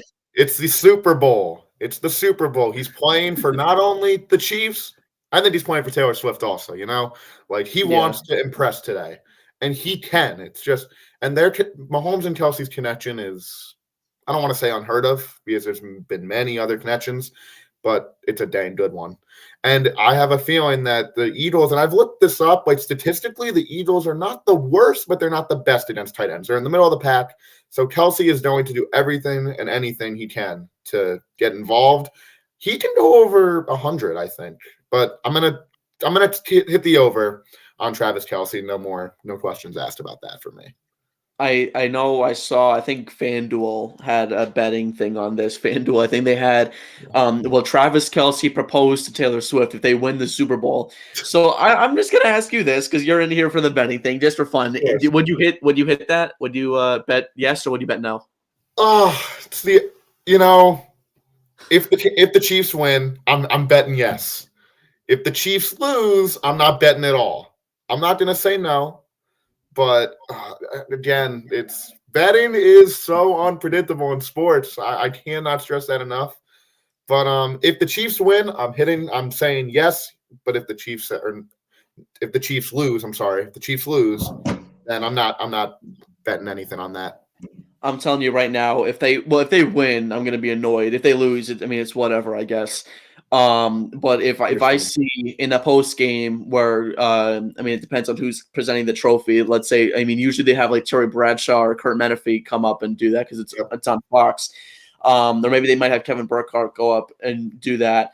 If I see Travis Kelce propose to Taylor Swift, I might just turn the TV off and I might just be like, you know what, this is enough football for me for the next 5 years. I cannot deal with that because that's going to be all over my social media feed for like a year, and I'm not trying to deal with that because that's going to be really, really annoying. I hope that doesn't happen. A.J. Brown, receiving yards, we're going to move on to next. He is at 69.5. You're hitting the under, you're hitting the over. Now, I did say Jalen Hurts is going to be held under passing yards. This is one of those games where it's either going to be an A.J. Brown takeover game or a Devontae Smith takeover game. There's really no game where they each have a monster game. Yeah. Jalen Hurts picks his target early in the game. So I think, McDuffie's great. He's a great corner. I'm just going to assume that that's who A.J. Brown has to face most of the Super Bowl. I think you can hit the over on A.J. Brown. He's not He's not going to go for like 100. I don't think he's going to be that high. But I would hit the over on AJ Brown. I think that he's good enough to the point to where he's got size. He's going to have at least one big play. And it could be early in the game. It could be late in the game. He's going to have a big play that'll help boost his chances on hitting that over. So would you say that so you if I oh my gosh, holy cow. If I heard you correctly, you would say that if you had to project, you would say probably like a 4 for like 73 kind of game for AJ Brown. Absolutely. Okay. Absolutely. Yeah, that makes sense. Yeah, absolutely. I'm just looking at the chat here. I feel like so many people talked about it happen. Oh, this is talking about Travis Kelce. I feel like so many people talked about it happening that it would be almost strange. Well, that is really small. It would almost be strange if Kelce didn't propose if the Chiefs win. I mean, I don't really want to talk about this on the pod because I just see it everywhere. But this is a good point. I do think that it would be almost weird. And I think some people think it's a publicity stunt. I'm kind of there with them. I think if they win, it would almost be stupid to not do this. But again, I guess we'll see when we get to that point, or if we get to that point. I saw today, I think CBS Sports had these odds. They had Kansas City favored by their money line was favored by 1.5. Are you with them, or are how do you stand on that? This has got to be the toughest money line I've seen this season. Like, at this point, it's either who's going to win and who's going to lose. If Philadelphia wins, they basically cover the spread. If Kansas City wins, they cover the spread. The only way Kansas City can lose the spread is if it's a 1-point game and they win, or if the Philadelphia Eagles win. I'm taking the Kansas City Chiefs all the way. It's hard not to. I get it. 3 in a row, there's no way they can do it. Yes, there is. There's so way they can do it. Patrick Mahomes, already a Hall of Famer, if you ask me. But I'm taking Kansas City all the way. I just don't think Philly's and I'll get to that later. I know I don't have a lot of evidence right now to back it up, but watching the Chiefs segment, I like a lot about what you guys said in regard to how Kansas City can win. What can Kansas City do to stop Philly? So, I think Kansas City covers that money line pretty well. So, based on what I know, if Kansas City won outright by if Kansas City won by 2 or more, they cover the spread, right? Correct, yeah. If they win by 1, they don't cover the spread. Philadelphia covers, yeah. Philadelphia covers. If Philadelphia wins outright, they win the spread. It's over, yep. Got it. Okay. I've never been good at that. I know that's why I have you on here to talk about that stuff because if I was just talking about it, I'd be like, I know it means that Kansas City's favored to win by 1.5 points, but that's about it. So I was looking up numbers and I couldn't really find any numbers on total sacks. I know there were individual player props, but let's just say, for talking football's purpose, let's just say the total sack over under, let's say it's 6 for both teams combined. Would you hit that over or would you hit that under? I was thinking about this a lot yesterday when I saw what props we were going to talk about, and these two O-lines might I don't know if it's a might. They might be the best O-lines in the league. You got so many superstars on these O-lines. Sits is a little high for me. I think I'm going to take the under on that. I see like Mahomes is great at extending the play. He doesn't really get sacked often because he is a smart pocket passer. If he doesn't see anything, he'll spike it to the ground with a receiver in the area. He'll roll out and throw it away, whatever. I think I see more 3 or 4 sacks combined. I don't see sits. If you had to ask me which team's going to get more, Chiefs, Chris Jones, Karlaftis, heck, even some DB blitzes. Maybe McDuffie gets home a couple times. You never know. Yeah. It's the Super Bowl. So, again, I think sits is a little too high. I think I take the under on that. We have seen the nickel blitzes. I mean, we saw it 3 or 4 times last week where Kansas City ran that nickel blitz very successfully, I might add, against that. And also, to your point, I see Talking G-Men in Pinstripe said that ML Football said that Vic Fangio is 0-8 against Mahomes. I had no idea about that. So that is interesting. So that could play into that under there for the total sacks because we've seen Philly's defense. They rely so much on that middle pressure. They rely on the big guys like Jalen Carter and what's his name, Jordan Davis and Milton Williams, and they have. You have guys like Nolan Smith and Brandon Grimm is back. If I'm Vic Fangio, I don't know about you, Logan. If I'm Vic Fangio, I'd move Brandon Grimm inside and keep those mobile guys on the outside because Brandon Grimm, he's such a veteran presence. I think he would really help them on the inside. Yeah, definitely. I 100% agree with that. Yeah, Brandon Graham's back. In case you guys missed it, he was activated from the IR, so he will be playing today. Whether it's on a pitch count or not, we don't know, but that is definitely something to look out for in today's game. Okay, let's talk about turnovers. So turnovers, I couldn't find a number for this. Turnovers, total sacks, turnovers, and penalties. I couldn't find anything for. I kind of feel like an idiot because I couldn't find anything. But let's just say total turnover. I mean, do you have any numbers for this, Logan? I have checked. There's not really. I've seen interceptions like 1.5, interceptions like fumbles, lost like 1.5. I haven't really seen any specific stuff though. Okay, so let's say with those numbers, you saw 1.5, but let's say 3 total turnovers. Are you going to hit the over? Or are you going to hit the under? Hitting the under. Both of these teams are going to play smart football. Andy Reid is a guy who knows how to coach. Sirianni, to be honest, I don't like Sirianni as a person. But as a coach, he's taken his team to the Super Bowl. So I think these teams play smart football. I don't see that many turnovers. And if you count fumbles, like Mahomes doesn't – now that I say this, everybody's going to be like – and he's going to fumble like twice. You're like, oh, he jinxed the Chiefs. But no, Mahomes doesn't fumble often. He doesn't collapse under pressure. Hurts, I don't see a lot of turnovers this game. And if there are turnovers, they're going to be not on real – it's not going to be like I don't know. Not a lot of turnovers. That's what I have to say on that. Okay, yeah, I would agree with you. I think if there's not going to be a ton of offense, it'll just be like 3 and outs, not a ton of turnovers. All right, penalties. We know what the deal is with Kansas City and the refs. For what it's worth, Philly also gets some bad calls every now and then too. But Kansas City, they're the kings of the refs, basically. We might just see them, instead of wearing their white uniforms, we might see black and white striped uniforms with numbers on it as they run out onto the field later today in New Orleans. So, again, I couldn't find any numbers for this. But if you had to say over-under on the penalties, figure it's around, I think an accurate number would probably be around 7 or 8, 3 or 4 per team. Would you hit the over or the under? Before I get into that, I just want to go back to the last time these two matched up in the Super Bowl. That James Bradbury holding call. You want my opinion on that? You gotta let the players play. That was very, very weak call. So based on that, will the refs learn from that? That remains to be seen. Obviously, the game is far from here, about a couple hours away. 7 or 8 penalties. And it's the Super Bowl. The refs are going to try to keep fans on edge, especially with betting. Like, you bet like Saquon Barkley, half a touchdown. He runs 70 yards to the house, holding on the offense. It gets called back. And these bettors get like, oh my God, and then Saquon doesn't touch the end zone.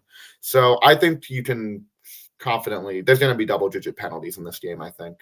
I did say both teams were smart, but penalties just happen. Like, it's not about being smart or dumb. It's just they happen. Nothing you can do about it. I will say, I think your claim about the Bradbury penalty, I think is I'm not on that same page. I know it was weak, but it was a holding penalty. Like that, if you're in a dictionary and you need a picture showing you a holding penalty, I wouldn't show that picture. I feel like it was weak, but in my opinion, I would say that was a penalty on James Bradbury, although it was very weak, but it was a penalty. Now, you know what's, well, now that we're on the topic of penalties and refs, I don't know if we ever talked about this.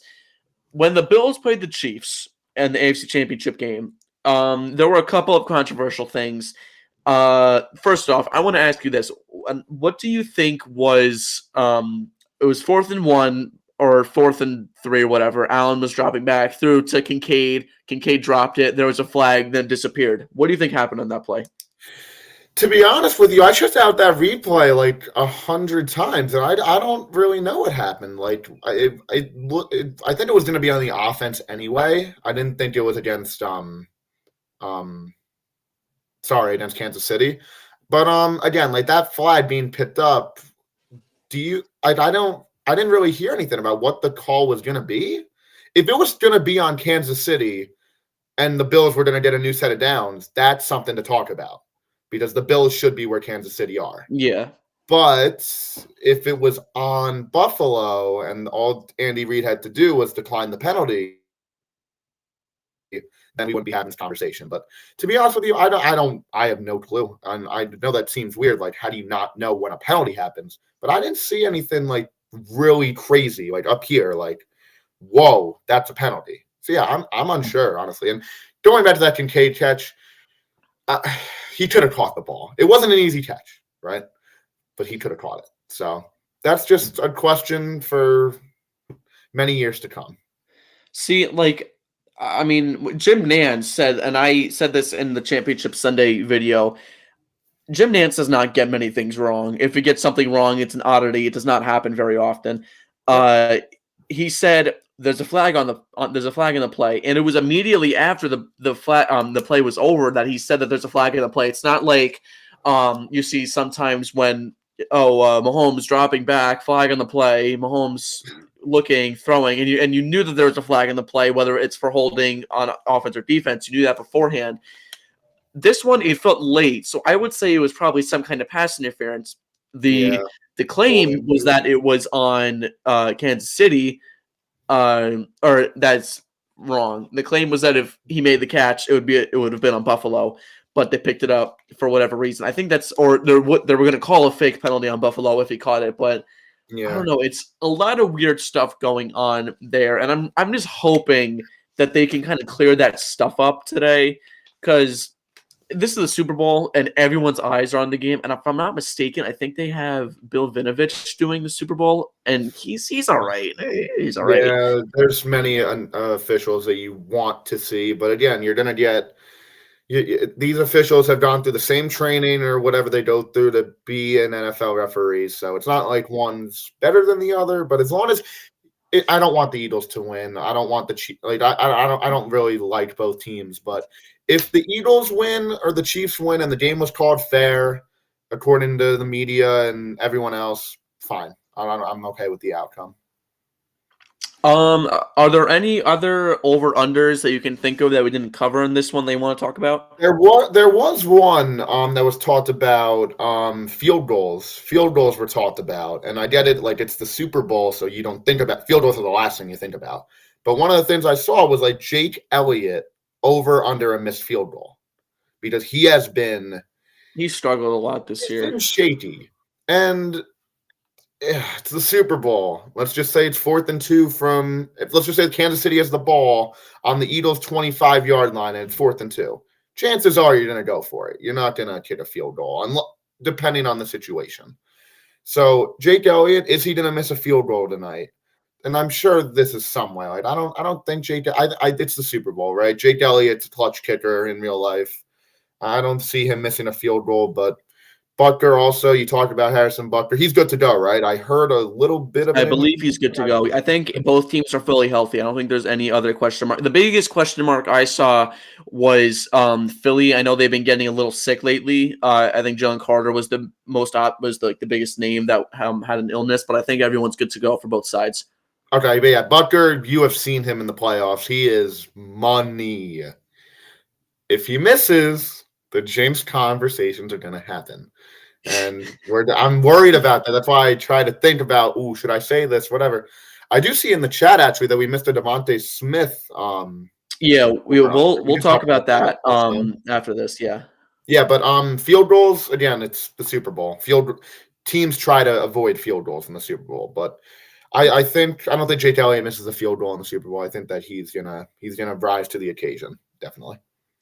See, I don't agree with. I think he's going to miss one. I honestly think he's going to miss an extra point and force Philly to go for 2 at some point in this game. And whether or not they get that will depend on the Super. That'll force the outcome. I think he's going to miss at least one kick today, or maybe not one. Like I feel like your gimme kicks are inside like 38 yards, Yeah, or no, inside 40 maybe yards. like If you can 32, something like that. inside, like outside 40, I feel like you're kind of tossing it up. Inside 40 yards, you got to make it. That is a good point. I see Skull Vikings in the chat. Game is indoors, so weather will be a non-factor in the kicking game. That is a good point because how many That's times what I have we was seen thinking. both of the championship games were outdoors, and I think Elliott missed a kick like in that game. That is a good point to be made. I agree. That this game is indoors. That's a massive thing to think about. And New Orleans, they have good turf, in my opinion. I mean, it's pretty good for what it's worth. It's not like it's going to be how it was a few years ago when they played in Arizona when it was terrible and everyone was complaining about it. But that is a good point. I do think that Elliott misses one today. And I think it's going to be a gimme kick that's going to force some bad stuff for Philly there. Yep. This is what I'm saying about betting. Like, everybody has so many opinions. It's like, you look like the smart guy if you get a prop right. You look like the dumb guy if you get a prop wrong. So, again, I'm not the best bettor, but I definitely provide some interesting stuff when it comes to like backing myself up. So, yeah, betting. We'll see how it goes, right? Like, obviously, indoors. Actually, I didn't even take that into consideration. That's a great point. Like, just because the game's indoors, I mean, kickers obviously feel more comfortable indoors because there's no wind, there's no, like no excuses for missing unless it's like a bad snap or something. But Yeah, no, yeah, I agree. and yeah, I don't see a bad snap happening. Again, you never know though. So kicking, yeah, that's what I trust Butker more than Elliott. Yeah, I agree agree with with you that. there. I can 100% agree with that. Yeah, we're on the same page there. Yep. I mean, Butker the thing is, and he struggled. Like he's in the regular season, he always misses like 6 or 7 kicks. Like, and then the playoffs, he's just money. He's Yep. just money, week in week out in the playoffs, and that's something that isn't really credited enough for the Chiefs. I saw Talking Yeah. G-Man said this in the chat. We'll talk about this really quickly. Over-unders for Devonta Smith. He has 40 yards. I feel like that's really, really low. Logan, how do you feel about this one? Like I said earlier with A.J. Brown, who is going to take over, A.J. Brown or Devonta Smith? 70 yards to me is not a takeover. But again, I did say that Hurts is going to be under 200, so you got to take that into effect when it comes to this kind of stuff. He's going to get to 50. He's going to at least get 50. I'm taking the over on Devonta Smith.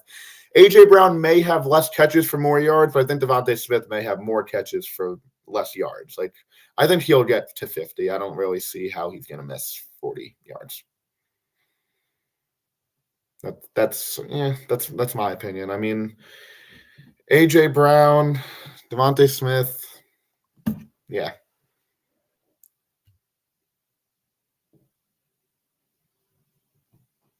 Because I heard Logan said around 50 yards. Yeah, I mean, if you have Hurts at around like let's say 180-ish or 185, let's say you said Brown was going to get around 75. Let's say Smith gets around 50, 60-ish. That's around 130, at least 50 yards for guys like Dotson, and Goddard, and any receiving yards for Barkley and Gainwell. So that is, I mean, I think that's pretty accurate.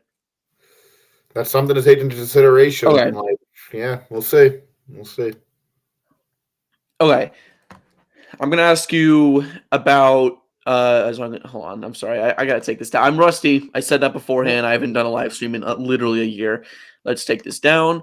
Logan, do you have any surprise over unders or player props that you want to talk about? Well, I would. My first surprise would obviously be Jalen Hurts. The passing yards. That's definitely a surprise. Many people would disagree with me, but again, it's sports betting. Like I said, you can be the best bettor. You could be the best bettor in the world and still lose $1,000 easily. But yeah, everybody, the people I've talked to, they're like, "Wow, you have Jalen Hurts under 200 or whatever it was," and I said, "Yeah, trust me. You watch the game, and we'll see who's right."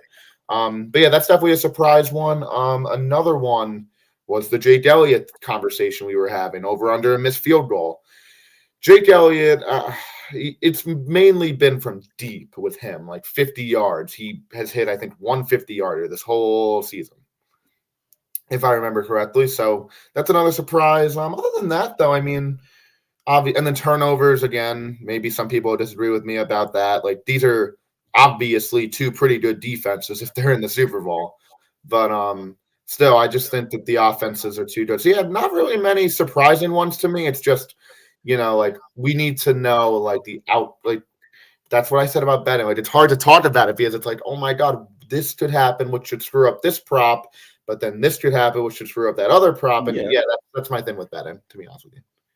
Okay, let's get into game picks. Logan, I know you told me who you got. You want me to elaborate? Because I can. Yes. Do what you got to do. 2 in a row, going on 3 in a row. Jalen Hurts is not a Super Bowl winning quarterback based on what I've seen this season. Saquon Barkley is the reason they're here. Saquon Barkley. Now, let me ask you this before I go on. Do you think if the Eagles didn't get Saquon, he stayed with the Giants, do you think the Eagles are here? No. Okay, good. No chance. All right. So, yeah, that's what I'm saying. Like, the key to this game for me, and I know we haven't gone to Philly yet, but I just want to say the key to this game is going to be the quarterbacks. Patrick Mahomes has so much Super Bowl experience. He's won one. He's lost one. He's done everything. I just don't see the Eagles beating the Chiefs. And I think the Eagles in the first half will come out, control the game, but then we obviously have seen what Kansas City can do in the second half, in the later part of the game. Philly, I'm sorry. I don't want Philly to win. I want Kansas City to win. I can't root for Philadelphia. So, yeah, definitely going with Kansas City. Definitely. Yeah, I mean, I would talk about my pick, but I'm not going to do that until we talk about the Eagles. My game pick is going to be at the end of the live stream, so you're not going to want to miss that. Logan, is there anything else you want to touch up on before we end this segment? I just think, like, this is going to be a great game. Great game. I'm very excited to watch. And all I can say is be careful with your betting, right? Like, obviously, you don't want to bet on 20 different props and only have one of them hit, and you get no money, right? So I just all I have to say is, good luck to everybody. And Eagles are not in the Saquon Super Bowl without Saquon. Thank you. I thank you for proving that point for me. I 100% agree. And that's all I really have to say. Go Kansas City. I can't root for Philly. Go Kansas City. Yeah, I'm with you there. All right, Logan, thank you so much for coming on to the pod. I appreciate it so much. We will definitely have you back at some point for probably some fantasy stuff. Fantasy King himself here, the one and only. Thank you very much. Yeah, I love being on here. I love talking football like this, and that's the whole point of the podcast, talking football. All right. See you, Logan. Thank you for being Thank you very much. All right. We are going to take a quick break, and then right after, we are going to be doing the Eagles segment. Thank you all for watching to this point. And again, you're not going to want to miss the Eagles segment. It's going to be an absolute banger. We're not going to want to miss it. We'll be back. Hold on. We'll be back.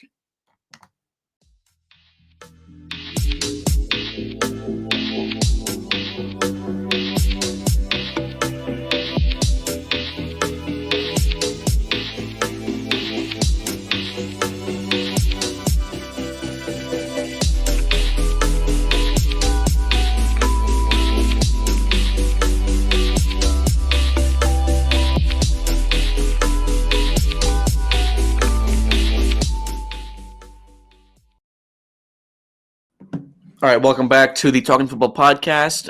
As you can tell, we are ready to do the Eagles segment, and that means it's time to bring on the one, the only Danny. Welcome back to the show.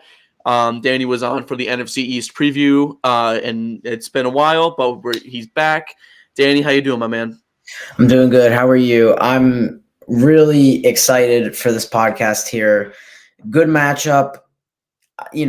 Obviously, America's Super Bowl. America does not want this Super Bowl. This is god-awful for the seeing eye and the public. I mean, honestly, for Northeast fans of football, for Giants fans, this is terrible. I mean, you hate Kansas City. You hate the Eagles. you hope both teams lose. That's it. That's all I have to say for the introduction here. I hope both teams lose. That's it. And I see you for the occasion. You've won your Penn State shirt. Is that Abdul? It is Abdul. Yeah, but you don't got this, buddy. Ah, Sorry, I had to do it. It was nearby. I had to do it. All right, it's let's all hop into the Eagles segment. Let me pull up the Eagle stuff. So let's talk about this. Philadelphia had a very busy offseason. Last season they last season they were really good, then they became really bad all of a sudden. And they got their first round exits against a Tampa team that they got eliminated in the second round by Detroit. Philly said, we're not done. We need to add. And they did that. They went out and they signed our guy Saquon. They went out and they signed Zach Bond. They re-signed CJ Gardner-Johnson.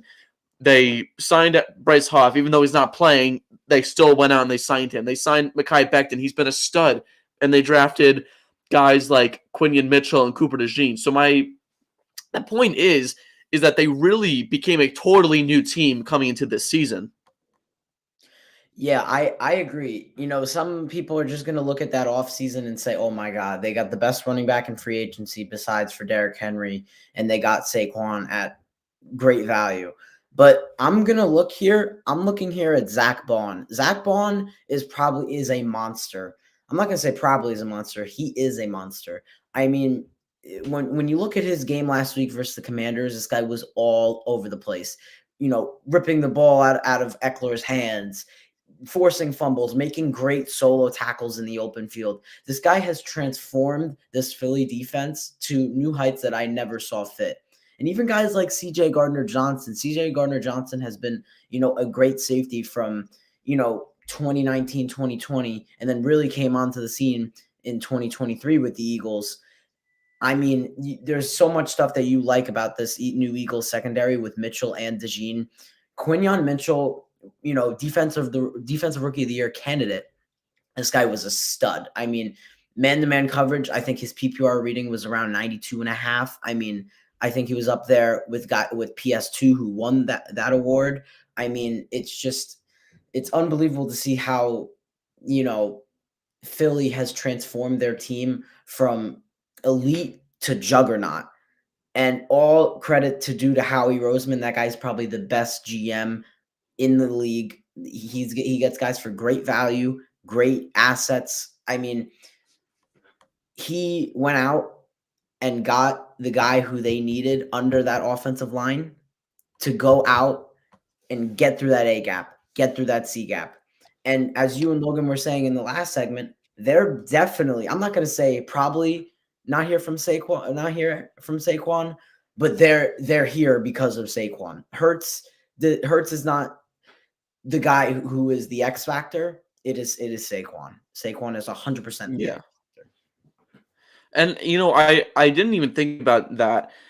Zach Bond has really transformed this defense completely. I think he came out of Wisconsin, if I remember right, when the Saints drafted him. And the biggest thing, and he was a first-round caliber talent, the biggest thing, though, was that he had some kind of health issue or some kind of injury, and that dropped him back way into the second or third round. And he was still good, but he's always had this kind of injury problem, and he was always hurt. Then Philly signed him, and he becomes the best linebacker in football. I mean, he was easily the best linebacker in football this year. He played way better than Fred Warner really has in the last few years. I mean, he was absolutely fantastic, filling the gaps with ease.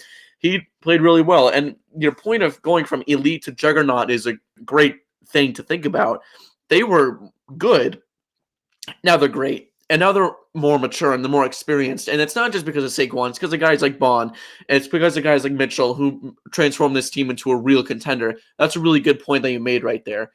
Let's move on to the path that Philly took to here. So another thing that we forget about was the Reddick drama. And I wanted to include that. I wanted to make sure we added that.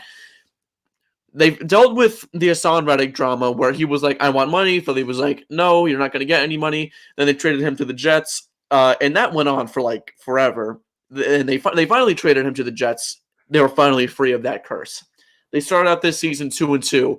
And after a blowout loss to the Bucs, everyone was like, they got to fire Sirianni. There's no chance that he's still on this team. And then Sirianni says, you know what? Watch me win 12 of our remaining 13 and you finish up 14-3 with the 2 seed.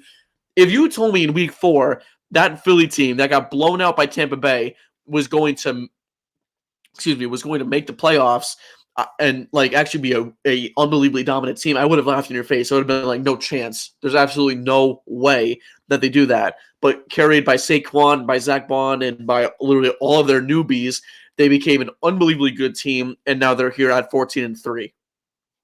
Yeah, I mean, when you look at the early season drama, me and Logan can both agree on this. Sirianni, I hate Sirianni, but his ego, it just not for me. He's a Philly guy. Die by that team. I hate him. I hate his guts. But I give credit where credit is due. He is a amazing coach. He gets his team where they need to be. And when you said, they win 12 out of 13 games after that Buccaneers loss, I mean, the team looked incredible. The offensive line, when you go from Mulata to Johnson, those guys are easily future first ballot Hall of Famers. Those guys are monsters. The offensive line is insane. They fill the A gaps. They get Saquon to the C gaps. And as you said before, you cannot stack the box versus them. That makes them so deadly because, they can run an inside zone to the left side with Mulata and Landon Dickerson at left guard. Saquon will run for 75 yards. That's just the way it is. And that's what they've been doing all year. I look at key points where Saquon dominated in both Rams games, the one in the playoffs and the one in the regular season, both rushed for over 200 yards and over 2 touchdowns in both games.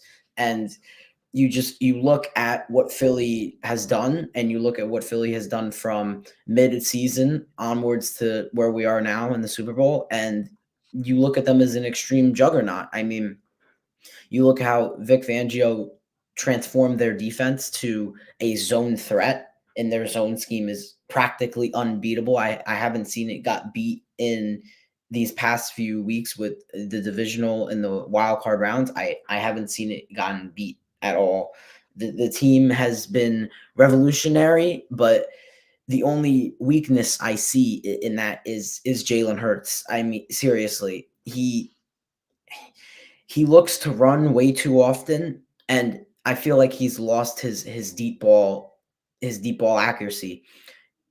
In 2023, he was a monster. I'm sure you will remember the Buffalo versus Philly game where he ran for over 100, he passed for over 300 with 3+ touchdowns, over 40 yards to AJ Brown and Devontae Smith. We all remember that game. That's the Hurts where I was like, this guy, that's the X factor. If you combine, the Philly team this year and that version of Jalen Hurts, undoubtedly Super Bowl champions immediately. But Hurts, I feel like, has taken a downside, and he has not stepped up. His team has stepped up. You made a good point of where saying, Mahomes, it's a big game. He lets his team step up. Hurts, it's a big game. He needs to step up. But I look at it as Hurts wants to step up, but cannot because he's got weapons around him that step up for him, overshadowing his possible dominance, if that makes sense. Yeah. And I want to make a point about your the inside zone with Mayada and Landon Dickerson. Philly, they're really good at adding players, but not just adding players. They're good at adding polished players, and I think that's such an important note. Like you look at, let's compare them to a team like the Lions.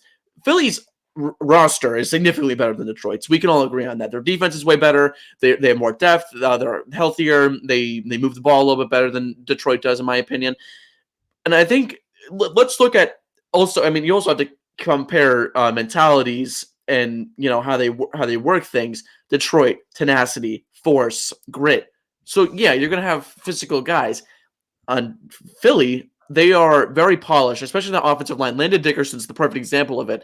He is polished. He is an all-pro. He does exactly what you want him to do. If they need him to swing, he'll swing. If they need him to stay put and push him back, he'll do that. If they need him to play center, after he hasn't played center since college or high school, he'll play center, and he's been really good at doing that too. And that's something that's overlooked, is how polished this offense is and how polished their defensive line is. I mean, this is a team that has really come from nothing to something. They're a juggernaut, and you keep saying that word, and I love that you're using that word, juggernaut. They are a juggernaut because they have no weakness. The one part of them that isn't as good as the other part is that like middle right part of their line. Cam Jurgens and Mekhi Becton. I mean, I know Mekhi Becton has been really good this year, but be real. Chris Jones is going to be lining up against him on every single down, and it's going to be an Evan Neal shuffle. No way. Chris Jones is going to go right by him easily. And Hurts needs to be able to be aware of that because I see you laughing because I said Evan Neal. If we're being real here, Chris Jones needs to be able to get past Mekhi Becton, and they're going to need a double on that side. That part is a little iffy, but I mean, still, you see what they've been able to do. Look at what they've been able to. I mean, they've been doing a lot of good stuff, and they continue that good stuff in the playoffs. You can see on the bottom here, they beat Green Bay 22-10. They beat the Rams 28-22. They beat Washington 55-23. It's slow. Like in that Rams game is the one I want to talk about really quickly. They played really, really well in that Rams game. Okay, they played really well. And it started with that offensive line and their defensive line. Yes, Jared Verse got home. Yes, Brendan Fisk got home. But when you look at how they did and how they responded to that, they were moving the ball. Saquon had like 2 really big rushing touchdown plays. AJ Brown reading inner excellence on the sideline. That's the kind of stuff that we've been able to see from this Philly team. They rebound and again and good happen every single week. Yeah, considering conditions in that Rams game in the playoffs, 28-22, that was a reasonable score. Saquon dominated that game. The Philly defense turnover-wise got everything done on that side of the ball. That's where they leaned on Saquon. That's where they got it beat. Obviously, Saquon's better than Kyron. Saquon has a better offensive line. Philly's going to win those games. I mean, when you look at Saquon's dominance in a snow game like that, heavy snow, it was basically a one-man wrecking crew. He's the juggernaut of the team. And as a Penn State fan, yes, that's how he should be playing every single game. That's how it should be. I mean, he is a dominant force. And when we look at running game, and you mentioned Becton is a force in the running game. He's huge. I mean, I think he's not if he's not the biggest right guard in the league, he's one of the top 5, 100%, because he pounds those guys in that gap. It is I haven't seen a run blocker like that in a very long time. And we have Skull Vikings in the chat saying Philly has a good offensive line, but they will have their hands full with Jones and Karlaftis. Absolutely, I agree. Chris Jones, Karlaftis, they'll get those guys on the same side. But I feel you said Cam Jurgens and Becton, that mid-right offensive line. I feel like they're going to go out and then they're going to go up into the gap. I feel like they're going to pull, go out, and I feel like that's going to be for the running game. But for the pass game, they're going to have almost like an electric slide, an Evan Neal shuffle slide to the right. That's just going to be what's going to happen, and they got to make sure that they sustain those blocks because Hurts likes to take his time in that pocket, but that's not going to be able to happen. We all know versus the GOAT Spags defense that it's all timing, and when you're an offense versus Spags defense, you need to be perfect. Absolutely. Let's move on to what they have going on. Hold on, I needed okay, we're good.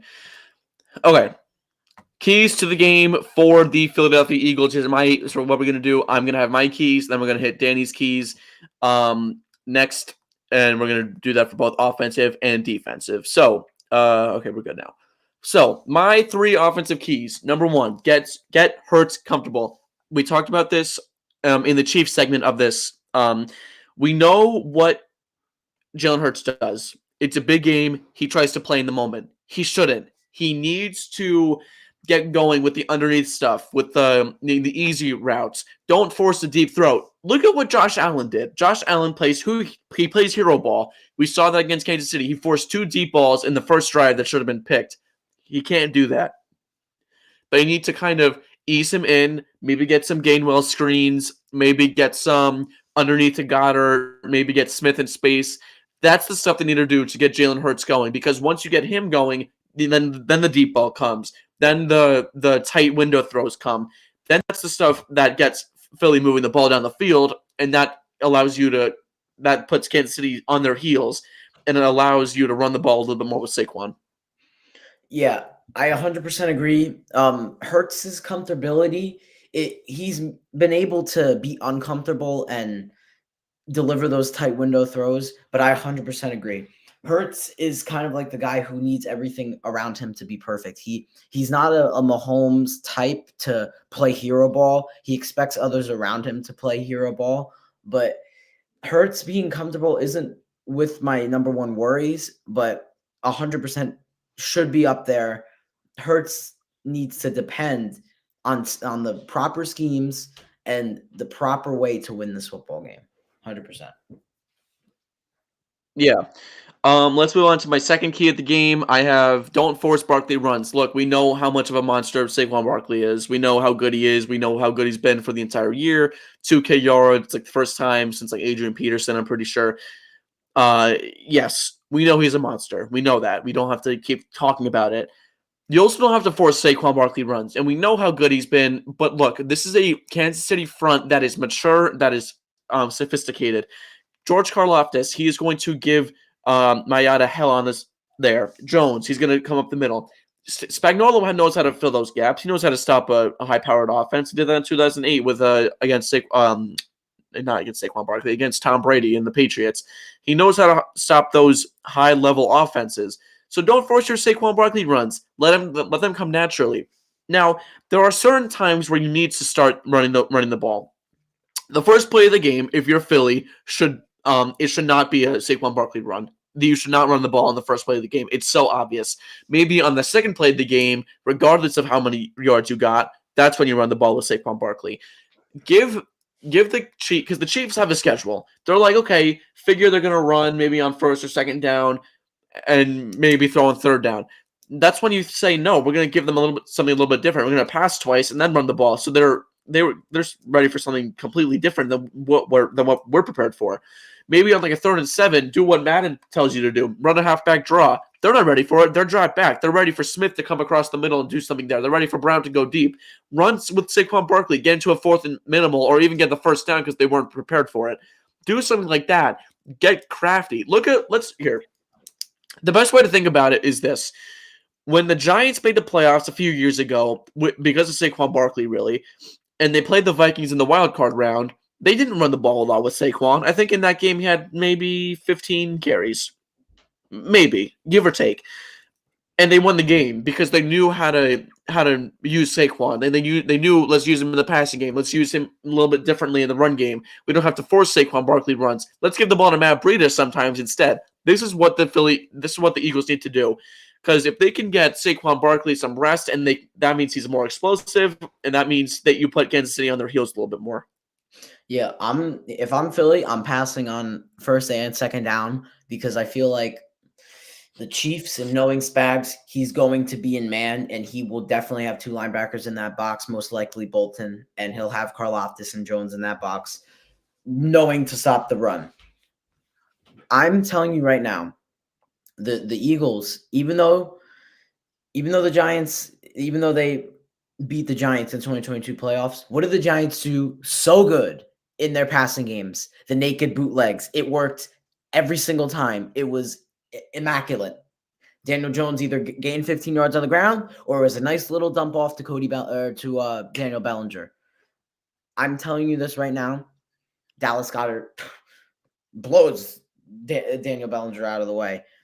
Do that. It works. And you have probably a top 3 rushing quarterback in the league under Allen and Lamar. You use that scheme. If anything, you still have Devontae Smith on a little in route, 5 yards down the field. You pick up 7 yards. That is what they need to do. And that's for any team in the Super Bowl. You need chunk plays, 5 to 7 yards passing, then you run to 2 to 3. That should be your scheme. That is how you win football games. Chunk plays, you make drives, you make them long drives, and TOP, time of possession. That is how you win the game. You need to take advantage of the chunk plays and what the defense is giving you. If I'm an offensive coordinator, if I'm Sirianni calling into Hurts, if I'm Kellen Moore calling into Hurts' helmet, take what you could give you. If I'm running a mesh spot play and I'm running a 15-yard corner out route, and then I have my 2 crossing routes and they're wide open and defense is giving me, I'm taking the 5-yard dump offs every single time. That's just how you need to play football. And especially with Philly, they're a big gun team, a big shotgun team. They like Hurts in the backfield so he could do his nice squat formation. Run those plays. Get Brown and Smith in space. I'm telling you, I haven't seen A.J. Brown drop a ball that much. You get hit in his hands, he will make the defense pay. Best believe that. Yeah, absolutely. And you just made the point about the naked bootleg stuff, and I want to make that point in my third offensive key. Go to heavy play action sets. Now, I know I drew when I was with doing the Kansas City thing. I know this probably means a lot of nothing to you guys, but this is what they need to do. So here, this is the quarterback right here. The quarterback is going to roll out. He's going to roll out right. This is Goddard right here. Goddard's going to come out, and he's going to come out here. Let's say this is A.J. Brown. Brown's going to go on a fade. He's going to take this corner with him. That opens up this flat right here. I know it's kind of hard to see because it's kind of light. This player right here who's going to the right, this is who's supposed to be on Dallas Goedert. He's anticipating a Saquon Barkley rush. But given the fact that he's anticipating that gives Goddard that much room in the flat. And Philly is masterful at this kind of stuff. They're so good at it. And they're able to make it work so easily. And this is what they do so well. Because Saquon Barkley is such a threat, use him. But use him in a way that gets guys like Goddard going, guys like Smith, like Grant Calcaterra. Who is Grant Calcaterra, by the way? You know what? Let's stop talking about this really quickly. Who is Grant Calcaterra? Who is that? Who is he? And why does every time they play the Giants, he gets 4 catches for 40 yards and a touchdown, precisely, every single time? Side note, I know I'm talking like the VAR ball right now, but who is Grant Calcaterra? Who is he? I've never heard of him, literally until like week 5. Oh, Grant Calcaterra with the ball. You just signed him off the P squad. Who is he? Who is he? Who is Grant Calcaterra? Sorry, had to get that little rant out of the way because like he's like a 3rd string tight end and like he's getting the ball. And when you look at teams like the Titans, their Chigo Okonkwo is getting the ball. They don't have 2nd or 3rd stringers getting the ball. That's what differentiates a 1st overall pick team from a 31st or a 32nd overall pick team. They get everybody involved, even your Grant Calcaterras. Okay. Now that we're done with my Grant Calcaterra rant, thank you for listening. Danny, the floor is yours. These are the keys that you sent me. The floor is yours. Okay. First off, it's obvious. I don't even know if I want to touch this, but Saquon, the juggernaut X factor that we all know and love. I'm telling you this right now. If Saquon doesn't get going, Hurts doesn't get going, the entire offense does not get going. It will be a slow and painful death for the dying Eagles if this happens. If Saquon does get going, though, you're going to see the flashiness of the great Philadelphia offense that we've seen through since like the Buccaneers blowout and onward. But if Saquon gets those 60 plus, 70 plus rushing yards, I'm telling you, he will transform the entire game. He's just that player. I mean, 2nd overall pick as a running back. I mean, I don't think we've seen a running back in the top 3 since him. And I think the highest running back taken was either Gibbs or Bijan since. I mean, just an immaculate football player in the right scheme, in the right offense.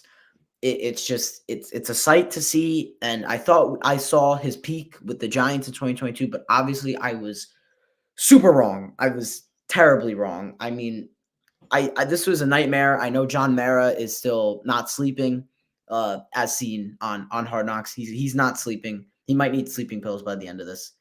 Who knows? But Saquon, the X factor that he is, doesn't matter what gap Philly's offensive line opens up, he'll go right through. And that's just the way I see fit. That's the only way I feel he will impact that game. I see him Yeah. a lot in the passing game, short dump off, screens that can work too, but they're going to mainly focus on the running game. This is a run heavy attack team. Absolutely. I mean, and I just saw Skull Vikings made a point in the chat, and I want to touch on it really quickly. Let me just hide this on stream. And okay, so time of possession will be huge in this game, and I agree. So, and you just made the point about Saquon Barkley, and I know you have O-line dominance as another one of your keys. I just want to talk about that really quickly. Time of possession is huge. I mean, and it's not even like, oh, Philly needs to have more time of possession than the Chiefs. No, they don't. They need to have like significantly more. Like it needs to be like almost like a 40-20 kind of thing. But sometimes when you have 40-20, that means that Kansas City's driving right down the field on you, and you have long offensive drives. That's not always a good thing.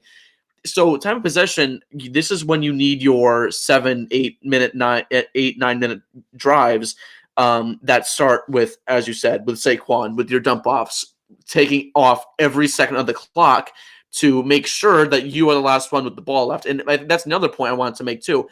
Not just time of possession, who's getting the ball last? And it's not like when the Eagles got the ball last in the Super Bowl 2 years ago when Jalen Hurts threw a 25-yard Hail Mary from his own 30-yard line. It's more of like a who is going to get the ball with 2 minutes? Like who's going to get the 2-minute drill? And that's really what it's going to come down to. And your point about Saquon makes total sense there. Yeah, okay. I'm going to touch on the offensive line dominance. And what you just said it's great. It's amazing. 2-minute drill is the definition of live or die in football. It's who wins, who dies. That's it. That's I can't describe it any better. If whoever gets the ball in the 2 minutes left has to rely on the offensive line. Number one for time. Number two, getting rid of pressure, because pressure in 2-minute drill kills teams, kills them. It's a split second of pressure. You live or die off that. That's just the way football is.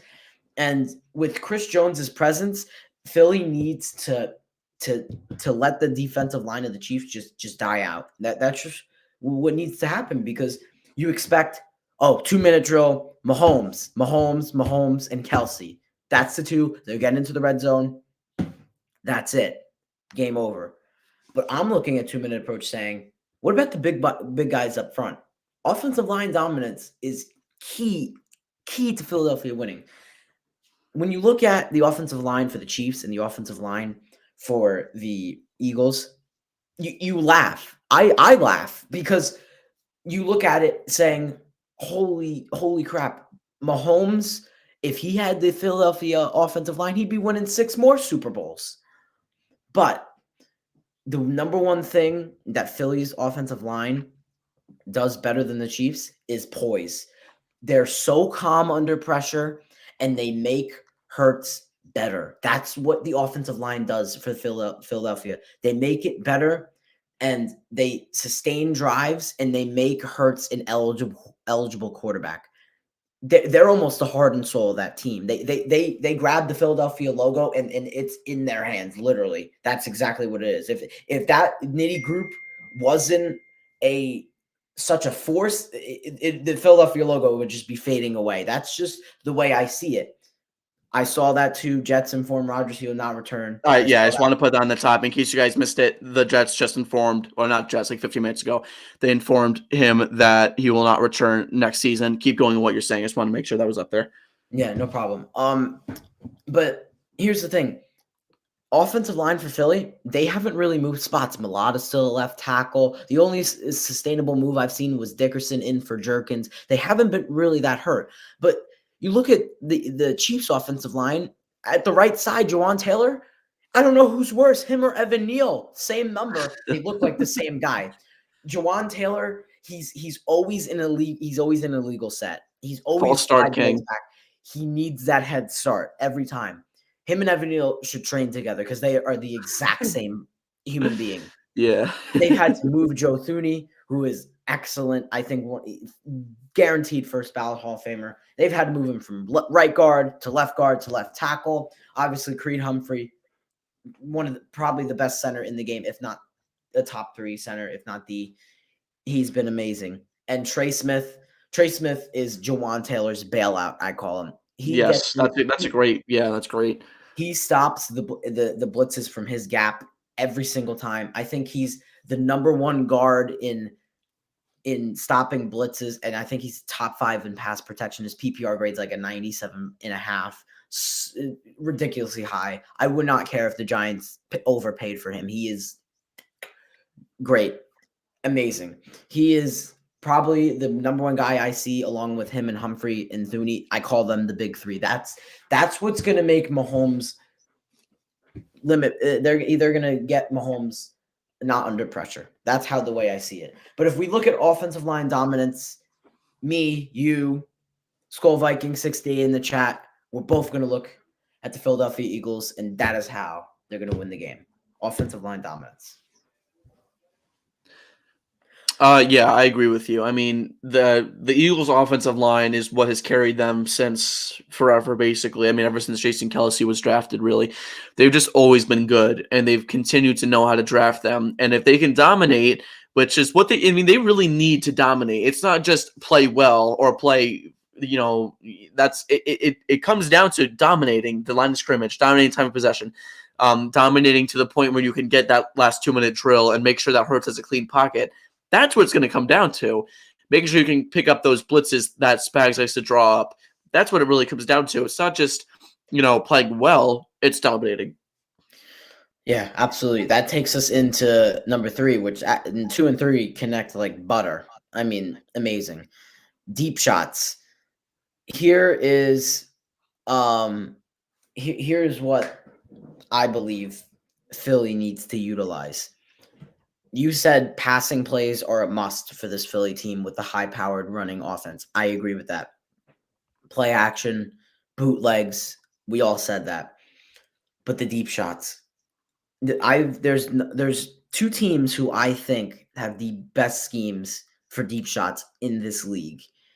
And this is not in a particular order. The 2 teams with the best deep shot schemes are the Eagles and the Bills. Those 2 I see as deep shot formulas that just they hit and they don't fail. Philly in 2020, it was last year. They utilized the scheme beautifully. And even in the Super Bowl, even Chiefs versus Eagles won. Who had that deep play? Who basically set the tone for the Super Bowl? AJ Brown, 65 yards. Great. Yeah, I forgot about that. That's a good point. So you look at it as, yeah, Philly's a great running offense. Their offensive line gives Hurts time. Utilize that time. Devontae Smith, he is the next, juggernaut for 50-50 balls. He's almost the next Hopkins, just faster and more elusive. That's the way I see it. He goes up and gets it. Why do you think Dave Gettleman wanted him? Why do we think Howie Roseman traded up for him? He's generational getting 50-50 balls. That's just the way I see fit. And if Philly utilizes their offensive line's time, Hurts has an arm to where he can make those deep pocket throws, and that's just the way they need to run things. They need to keep the Chiefs on their heels and keep the defense honest. That is where you need to go. And keeping Mahomes off the field should be priority number 1. That just they need to absolutely. stay drives, take your deep shots, and keep the defense honest. Because I guarantee you, in man-to-man coverage, Trent McDuffie's going to be there for the deflections. That's just the way the Chiefs' defense operates under Spags. He's aggressive, and he will make you pay on down 1 to down 4. It does not matter. He will stick to what works. He'll reflip the playbook back to square one in the fourth quarter when it means the most. And that is where this Philly team needs to just strike. And they need to strike. They need to strike hard. That is just what they need to do. And I don't see it any other way. Philly is a juggernaut of where they need to mix in the greatness of their schemes. That's just the way Philly needs to operate. And when they beat such a top 5 run defense, if that defense even has an effect on Saquon, the deep shots need to come in, and they need to come in fast. That's what needs to happen. Absolutely. Now, if you don't mind, I know we have more keys to get to, but because this is relatively big news in the NFL world, and we do have time because we're going until 3 for this, so I just want to react to this Rogers news right now. So Jay Glazer was the one, so I'm assuming he informed, it was on the Fox pregame show there. Jay Glazer said that the Jets are moving on from Aaron Rodgers. Team informs quarterback that he will not return next season. That's a report from Bleacher Report. That is from Jay Glazer. So Glazer bomb on Super Bowl Sunday. We saw Skull Vikings in the chat said, hold on, let me pull this up. He's talking about the MESS. Yep. Love how the MESS mess announced this on the day of the Super Bowl because Woody Johnson needs publicity, right? Yeah, this is really funny. I mean, I kind of expected this, in my opinion, this implicates that Devontae Adams will not be back next year. Cheers. I mean, I'm kind of curious to see what the Jets have in store for next season. Danny, how do you feel about this? Here, I'm shocked, but I'm not shocked, but I am. Here's where I'm a little confused. No Rodgers, no Adams. That's a guarantee. The Jets they're in the top 10 for the draft, right? Correct? I believe so, or around the top 10. They're like 8, 9, 10, 11, 12, like in that area, I think. Okay, so I believe they're around that area. Now they're in a need for a quarterback. So now what do? And we're going to look at draft here. I've been doing these mock drafts for ever since the Giants were out of it by week 12. You look at the Titans, you look at the Browns, and you look at Just the a Giants. quick note, the Jets had the 7th pick in the draft. The 7th pick. So the Titans, the president of operations said they might trade out of it. So, but the only they might go to free agency, they might not. They might look at a guy maybe in the range of Justin Fields if that's reasonable for their price range, even though they're not really in cap, they're not in cap hell, as they say with the Browns, but they are in some sort of cap due with Reddick, of course. And I like how Skull Viking 68, that is a good that's a very risky prediction. I don't think the Jets are going to spend more than a dime on a quarterback. I think they'd be looking to draft one. But as I said before, with the trade up with the Titans, it's more like a Raiders type trade up to go and get their guy, Shadur. But if the Jets were to take a quarterback at that 7 spot, Kyle, I don't know if you like this pick necessarily, but Jackson Dart has been rising and continue to rise in draft stock. And if they were willing to develop another rookie quarterback, and you have Ward and Shadur off the board, I mean, you got to look at it as it's not a bad pick. It isn't. It really isn't. I mean, you're not willing to give up a next year first and this year a second, and you're not willing to give up the value to move up into the top 3. And I think this top 3 in the draft is going to be the most unpredictable one for years to come, because there's 2 generational prospects in my boy Abdul and Hunter. But the Jets and Rodgers, Rodgers is, I think he's got a little bit of fuel left. Not much, but a little bit. I see it in him. He wants that correct scheme. This is where I see the Raiders jumping on him to develop maybe a rookie quarterback if they trade up. The Rams, since they might trade Stafford, you got to look at possible teams that, he's 41 years old. He's not in the prime. He's washed. He's prime of his career. But what will he provide to an up-and-coming sensation of, let's say, a Shadur Sanders, a Cam Ward, a Jackson Dart? I was shocked that they didn't give him back for another season or maybe a half a season. Draft Dart, let him take over if Rodgers is struggling. That was the ideal situation because, if you look at it from a standpoint of, wow, the Giants are in position to draft a quarterback, but they don't have a veteran to be on that bench and say, yeah, you should be doing this and developing it. The Jets could have been in a perfect situation, letting Rodgers come back, drafting a Jackson Dart. You'd rather him develop from a 10 years down the line saying, oh, yeah, this guy, Rodgers is a first ballot Hall of Famer. He developed Dart. Look at what he's done. And bringing back Rodgers, yes, the expense is there, but I feel like it would have been the right move for the Jets. And I got a lot of Jets, connections, everyone saying, they should do this, they should do that.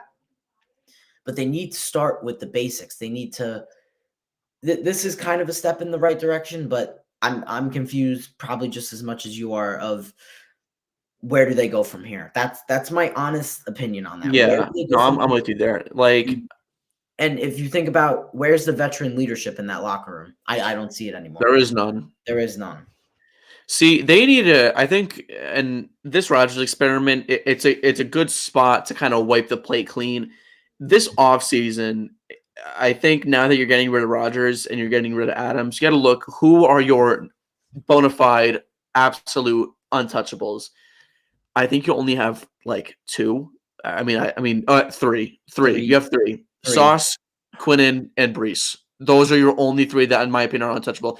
Garrett Wilson, in my opinion, I would have him as untouchable, but knowing how much interest there is and how much he doesn't really want to be there and how much he basically kind of said, I want out, maybe they move him for a draft pick, but the question is who would be willing to spend a high draft pick on a guy like Garrett Wilson when they can get maybe another guy, maybe like a T-Mac or like a Buka, who they can develop and mold instead of Garrett Wilson, who already has a certain skill or skill set. That'll be interesting. I think this Jets offseason starts with Garrett Wilson. What are you going to do there? I mean, or Devontae Adams, are you going to cut him or are you going to trade him? Because they got to get some kind of capital back if they're going to want to draft a quarterback. In terms of Dart, I will say, and I know I keep switching on him. I know like a few weeks ago I texted you. I was like, I don't really like him. Fake. That's totally wrong. He's better than Milroe now. And I know I keep flipping with them. Milroe, I think, is a good player for the Jets to get. He kind of brings a certain swagger to them that I like. You know what would actually really fit with them and is only a third-round pick, in my opinion? Will Howard. I know I have Ohio State bias, but he played really well. He's super mature. He knows how to play in big markets, as we saw with Ohio State and the Natty. He knows how to play in markets like Kansas State he played at, and they were ranked for a majority of the year, if not actually the entire year. So he knows how to adjust to certain markets. I think Will Howard is the guy that the Jets should go after here. Yeah, I tend to agree. Milroe he's not that prospect that like jumps at me when I watch his film. It's Will Howard who jumps at me. He knows how to get out of the pocket. He's not the fastest guy, but he knows how to get out of the pocket. He knows when to scramble and when not. So I think that's such a big part of his game. 100%. And you said, there might not be teams willing to give up that draft capital for Wilson. There's two teams that come to mind that need that young and exciting receiver. Number one is the Chiefs. They would be willing to give up absolutely. capital. They're in a win now mode. They're in this window with Mahomes where 6 to 7 years, that's their window. How much can you win? And they are also in a window with Andy Reid. How many more years can that Hall of Fame resume coach for how many more years? I'd say that window is 3 to 4. Wilson, very young receiver, just drafted a few years ago. But I feel like the Chiefs would give up their first this year, capital next year, and maybe some players to even out the salary. That's where I see that. And I also see Buffalo. I feel like they need to retain where they lost Diggs. They do have Coleman. They have Cooper. They have Shakir. But I feel like they need to retain. Like Wilson would just fit under that young core where they're Coleman and Wilson just make so much sense to me that it's just like, yes, that Buffalo and Kansas City, that would make Chiefs are already a juggernaut. That would make them an extreme juggernaut. Bills, I feel like Wilson gets them over the hump offensively for another Chiefs AFC Championship game or divisional. But it's just the fact where like Wilson provides you that wide receiver one status that every team would love. It's just how are you going to get him and how are you going to use him in such a scheme like the Chiefs or the Bills. Yeah. That's the way I see it. I don't think that the Jets would trade him in division to the Bills, even though the Bills would be a great suitor. And I know you mentioned Rodgers to the Rams. Why don't you do Rodgers and Wilson in a blockbuster to the Jets and try and get Stafford and Cup, and then you add some draft capital in that too? Because Stafford is so much better than Rodgers, and his contract I think is a little bit better. Stafford's is. Cup's contract is way worse than Wilson's, but I mean it's a pretty even flip. If they want to continue to contend, maybe they can build something around that. Maybe throw in Devontae Adams. I think it's a little bit much, but it's an option if they wanted to stay near the top because they're not really that far away. Their defense regressed a lot this year, but they need a few. What they need is very clear. They need a better edge threat, in my opinion, or someone to complement Jermaine Johnson. They need another linebacker with Mosley, and they need another CP2 if DJ Reed's going to go. And their quarterback is old, and he doesn't really move that well anymore, and their offensive line stinks. So, okay, never mind. They're not that close to contending, but if they had a decent offseason, they could be close to a wild card. But if they wanted to start with something and they wanted to be like, well, you know what, we feel like we're close to contending, try and make a move for Stafford, like you said, and maybe get Cup along with him. And said Wilson, Rodgers, and maybe Tay Adams, and try and get some draft capital back. Maybe draft Will Howard if you want him to develop. Because if Will Howard can become a Matt Stafford, then you did a really good job in developing him.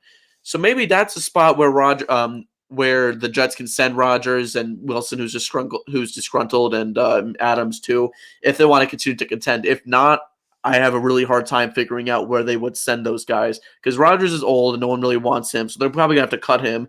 Adams has a big contract. No one's going to want to trade for that, so they're probably going to cut him too. And Wilson, he has clear bona fide trade value, so if you wanted to maybe offset that a little bit, the Stafford and Cup trade would add up a little bit. Yeah, I agree with that. I mean, Adams is a little much, but if you added Adams and got 2 seconds maybe out of it, along with Cup and Stafford, I like the deal for the Jets. It's just the Jets are a tricky team. They really are, and it's just they had that exciting season with the Giants, and then both teams downhill. Their offensive line is terrible. They traded Becton. Becton's a beast now. What is wrong with? I feel like it's internal. It has to be internal. They fired Douglas out of left field. It's just they're a mess. Skull Vikings has it correctly. They're a mess. I feel like Howard would give them into the right direction, but how would they develop him? That's the main point. And if they traded, Wilson, they're trading away their future. And if you had Howard and Cup, how would Cup perform in a bigger market from LA to New York? And also, how would he perform in colder weather? He's only played in LA. How will he perform in different environment? That's how I see it.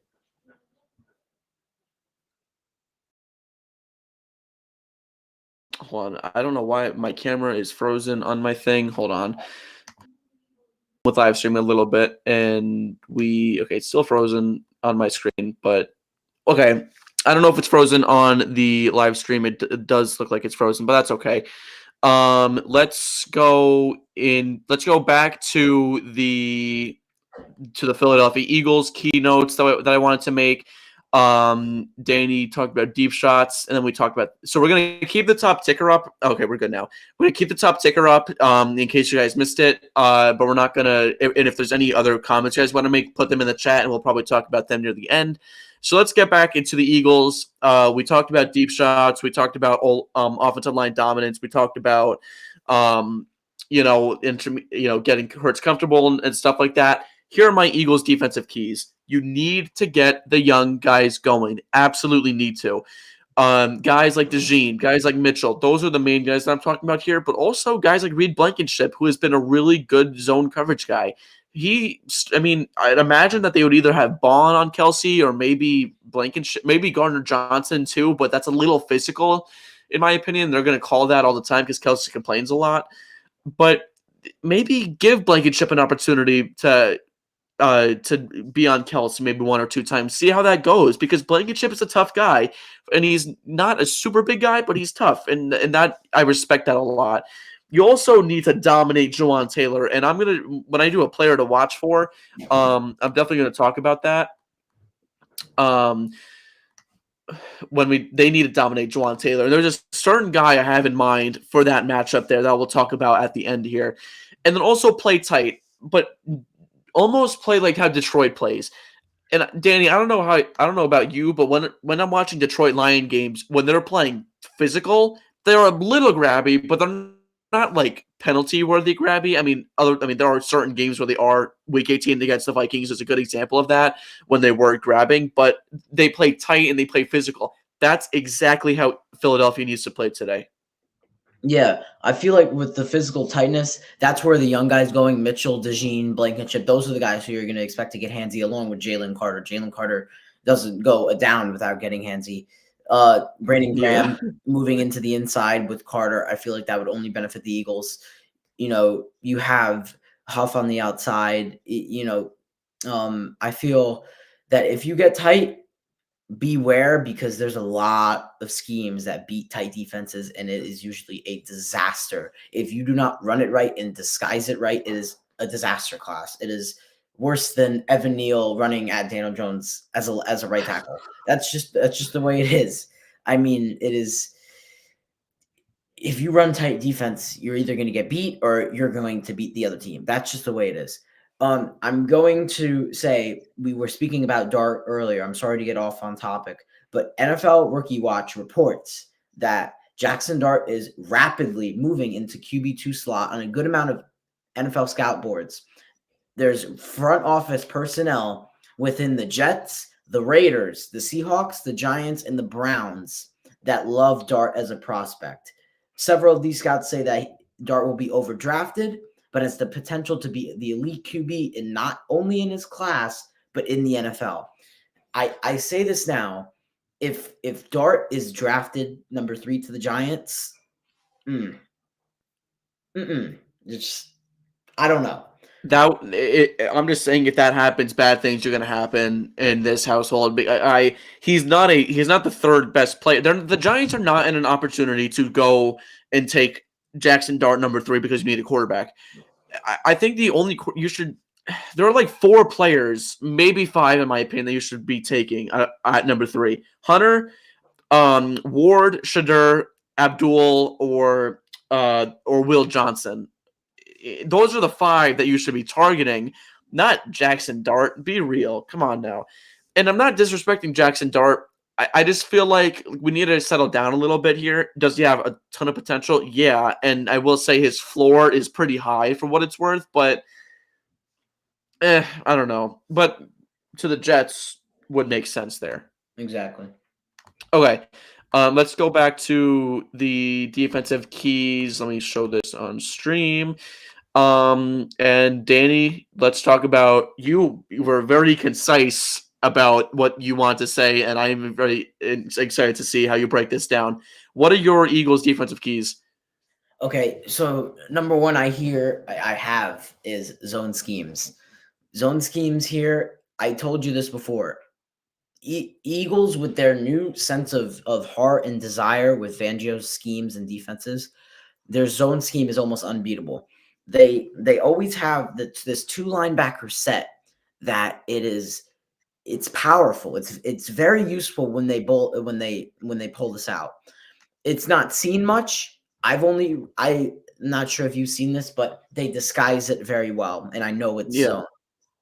They usually have DeJean in the slot when he's not playing safety. He's usually on a crow flat or a quarter flat or maybe even a cloud flat. They have him on that left side of the field along with Mitchell. Mitchell's usually covering either a deep zone or they either man him up. One of the two. And then they have almost like a quarters coverage where it's designed as almost like a cover two man, but then and then it's completely opposite. It's quarters coverage match all the way. If they design these zone schemes to confuse Mahomes, it's only going to benefit them. And Fangio is very good at almost disguising his linebackers and his coverage, but if he holds that to retain to disguise Mahomes and what he sees, it's only going to benefit the Eagles defense. And same thing for the man blitzes. They do the same exact thing. They line DeJean up as a safety. They bring him down just in case it's a run. They disguise it as cover four, but it's man all the way. It's either at the one or the second hut count of any quarterback. They go from a 5 to 7 yard out with their corners and they press them fully, and then they're in full man, and then they take the linebackers from 5 to 7 in to 2 to 3 in, and it's disguised perfectly. It's prime '08 Giants defense is how I would describe it. With it's just the linebackers are the core of their defense, and with Bond they could get away with this perfectly because Bond is a great blitzer. That's what Yeah. they're trying to get, but he's also a great tackler. So it's a 50-50. They move him in from 5 to 7 out to 2 to 3 in. It works like butter. And when they command that same sequence of moving the corners and the middle linebackers from 5 to 7 in to the corners press and the middle linebackers into 2 to 3 to cover the A and the C gaps, and then they can either push them back into flat coverage, or they could push them back into curl route coverage. They could do whatever they want, and they could even send DeJean or Mitchell on a blitz blankenship. They can pull him in, still have quarters or match coverage over the top. It's these little things that people don't watch, but it is so effective. It is like butter, and it is just I feel like the zone schemes, yes, they're much more important, but the zone schemes are better as default for the Eagles. That's just the way it works, especially in the run game. It is butter. But the adjustments in the man blitzes are much more important as I see it. It is the adjustments that make the man coverage killer with Darius Slay, DeJean, Mitchell. The adjustments of putting those guys in and making sure that they are lined up perfectly only benefits the Philadelphia defense. When I look at corners, we're going to number 3 now with DeJean and Mitchell. Cooper DeJean is, I look at his tape and he is first round talent.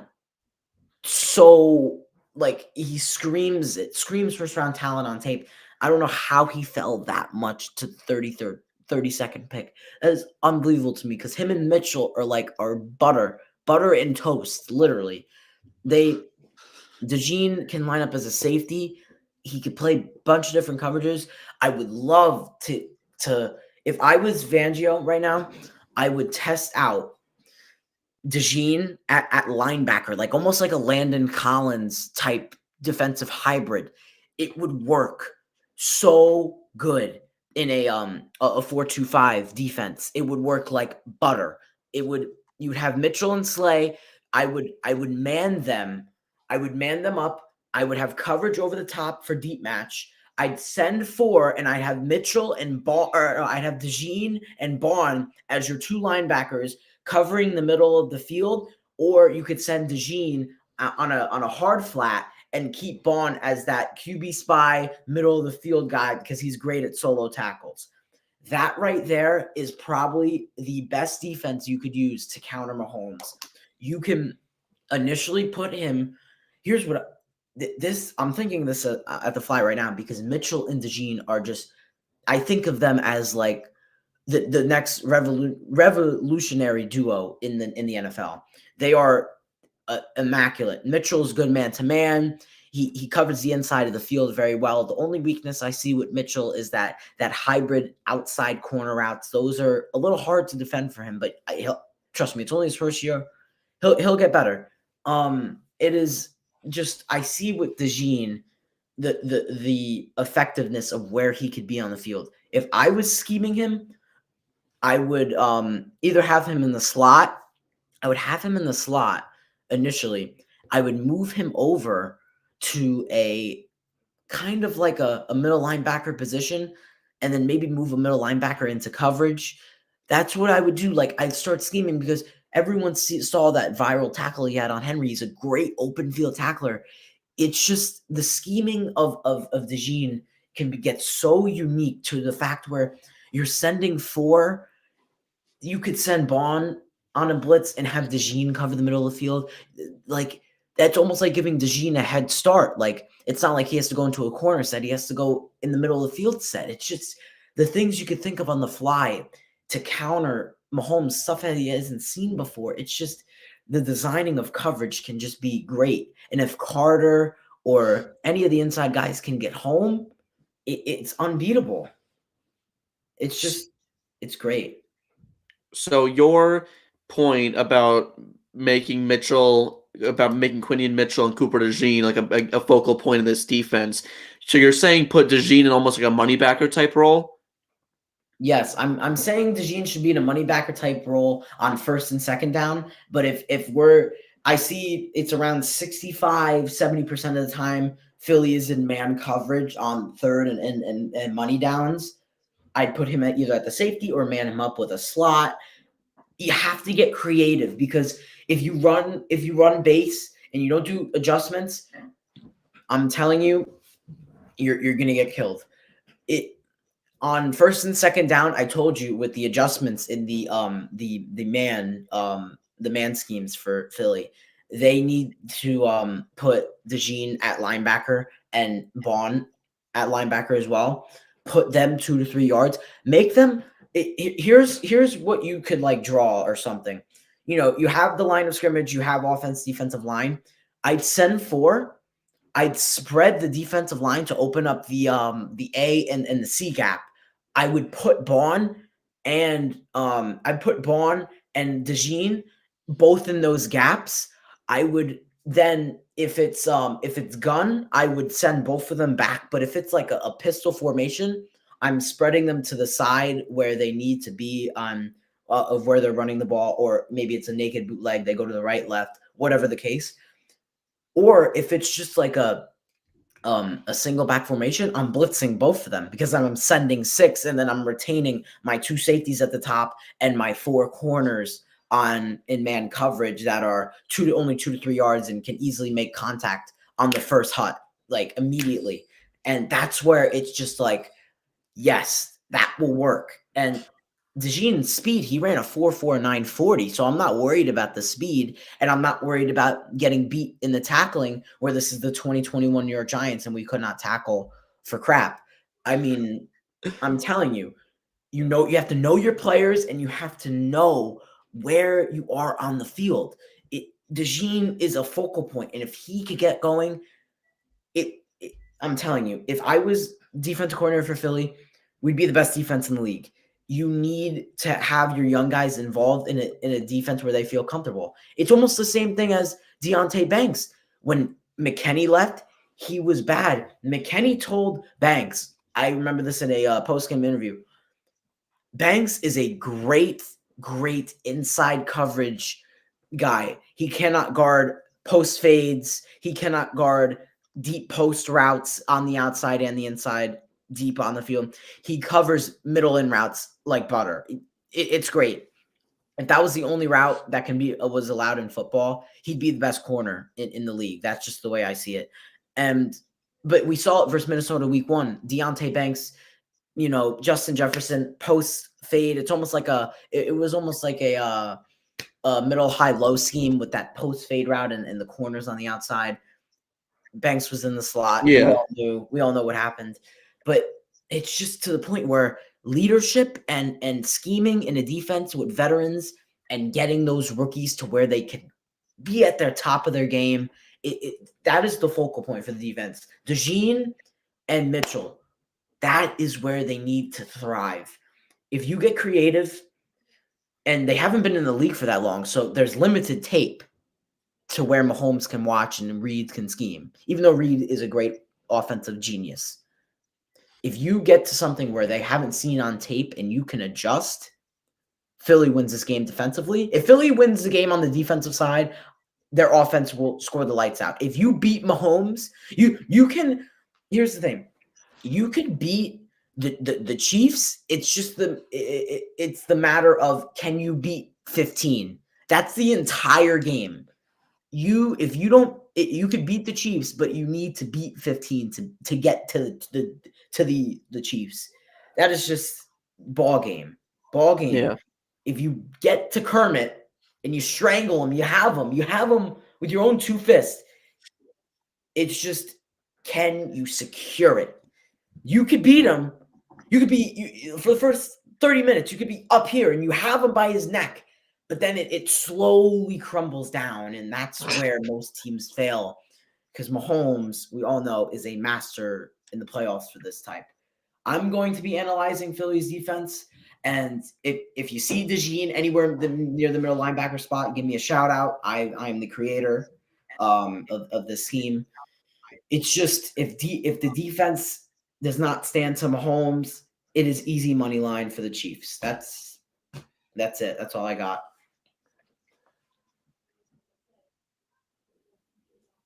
And so you're saying DeJean, instead of being like a slot guy against, let's say, like a Juju, you're saying he should be opposite Bond, and he should be filling the gaps and being like a linebacker role, right? No, like, I think that's really interesting, because this is very original. I've never seen anybody say something like this. Like, even when he was playing at Iowa, I think he's a little, like, he's so interesting. His build is so weird because he's undersized, but he's big for his size. If you know what I mean. Like, he's not a tall guy, but for his build, he's a bigger guy. And I do think that's interesting. And you made the point. He's a absolutely phenomenal tackler. Tackling is going to be so important. If Philly misses tackles, they're not going to win this game. They need to consistently make tackles. I don't know if I agree with putting him at linebacker. I mean, I think putting him in like nickel blitzes out of the slot would be smart to kind of counter what Spags does for Kansas City. Maybe out of like dime packages or something like that, or maybe out of the nickel or like cover 4 or something like that. That's what they have down here. But your notes about dropping back is with DeJean. So like, you're saying that if they're running, I'm going to use my Madden terms because I love running mid blitz. You're saying if they were like in a mid blitz formation, that they should drop back and maybe like cover the seams. Okay. So like mid blitz formation, cover 0. I'm saying DeJean and Bond should fill those 2 middle gaps on the left and the right, the A and the C. That's what I'm saying. Okay, but I got it. If they cover those and you automatically detect a run, you spread left or right, wherever the inside zone is, wherever the dive is, you go there. That's commit to the run. But if it's a quick slant or an out route, I'm saying your coverage, if it holds, they drop back to a hard or a hard flat or a seam flat, or they go with their normal hook curl, just something that counters a drag or a QB run up the middle, a draw, anything that counteracts the middle of the field. Your safeties will hold in a mid blitz. It will hold and covered in, guy like Jalen Carter, Brandon Graham, those guys will get home 3 to 4 seconds on average. If they just hold the middle of the field and let the 2x2 corners formations that, I said, that are either pressed or 2 to 4 yards off the wide receiver where they could get contact on the first hut, that right there is the bread and butter scheme where you can have DeJean. It provides you so much flexibility to where it is DeJean at linebacker. It provides you so much flexibility to it's almost like peanut butter and jelly. It's like DeJean complements Bond so well, and you don't see that on tape where it's like DeJean has these skills of a linebacker. That's how I see it. I know everyone else is saying, oh, he's a great ball hawk. He's the next Brandon Dawkins for this team. It's just, you need to get creative, something that people don't expect. It's just like, you have to get specific with it, where DeJean's speed is enough to cover a cloud flat, a hook curl, a deep zone, a 15-yard hook curl. It's just to the fact where you need to take because if you have DeJean and Bond, on hook curls that are 5 to 15 yards off the line of scrimmage, you're taking away a levels concept, a mesh spot concept, a curl route concept, a deep post concept. You're taking away 65% of the formations. And that's yeah. I was about to say because Kansas City runs mesh like all the time. Like I mean, I mean, watching the Bills championship game, how many times on 3rd and 2 do they run those mesh plays and Worley was wide open because he's so fast?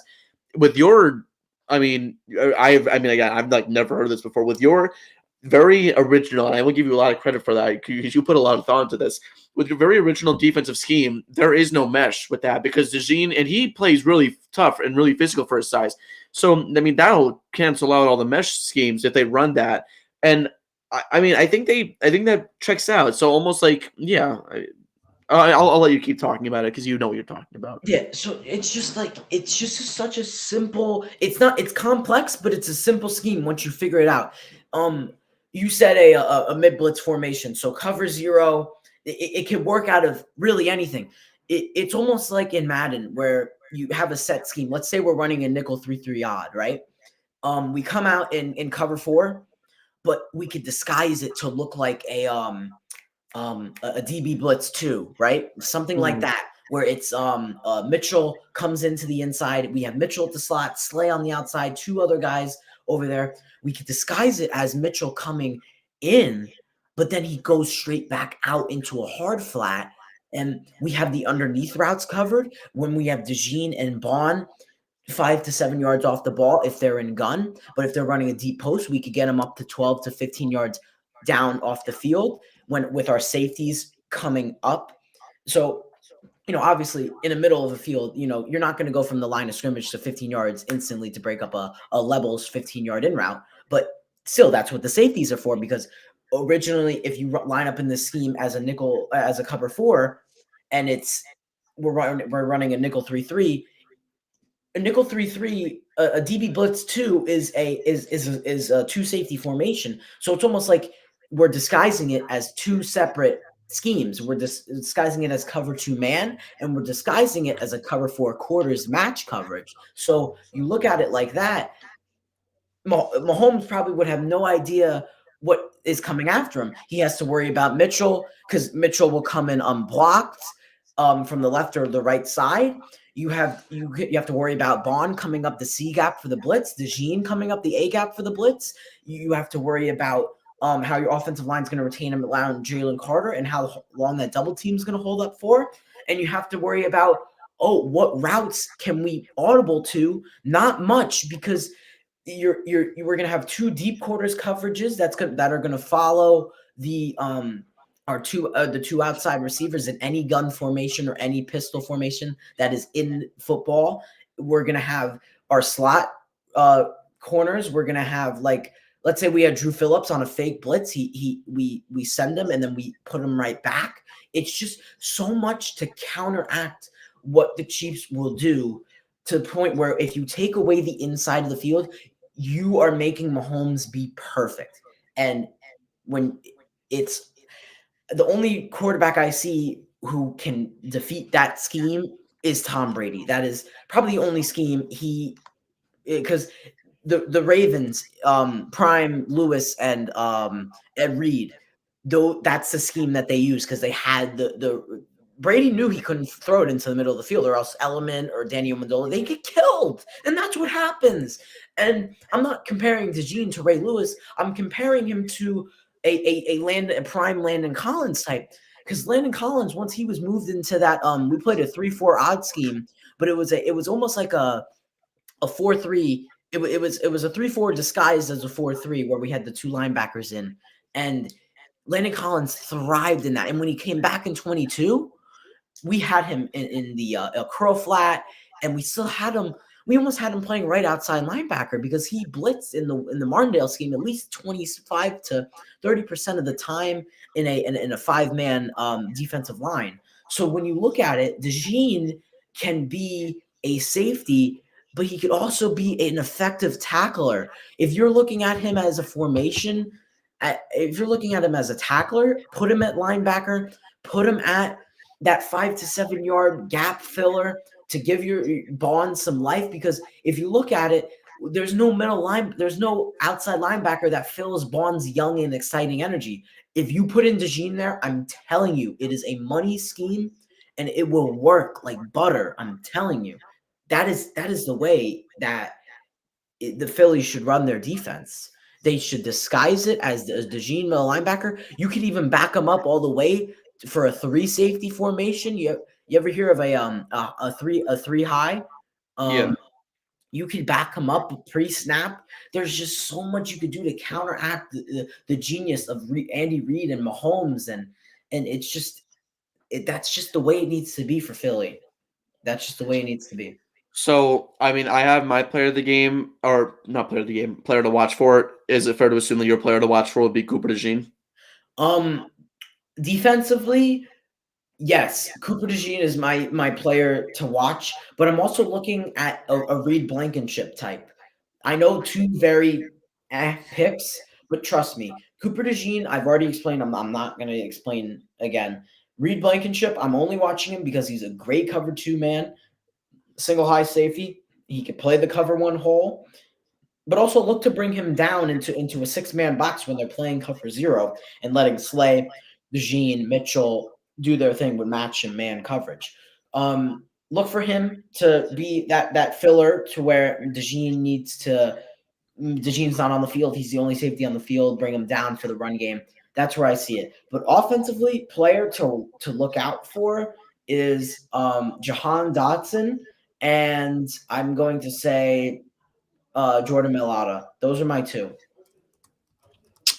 I agree with you there. I mean, Mayata has such an important part of this game, and Dotson is interesting because he's been a slot receiver. I mean, for his entire career, and the Chiefs, they're physical and that they're disciplined too. Dotson needs to play into that a little bit because he's such a silky smooth route runner. He's going to need to maybe try and find a way to draw some penalties there. My player to watch for, I only have one because I think this goes into my point that I was going to make.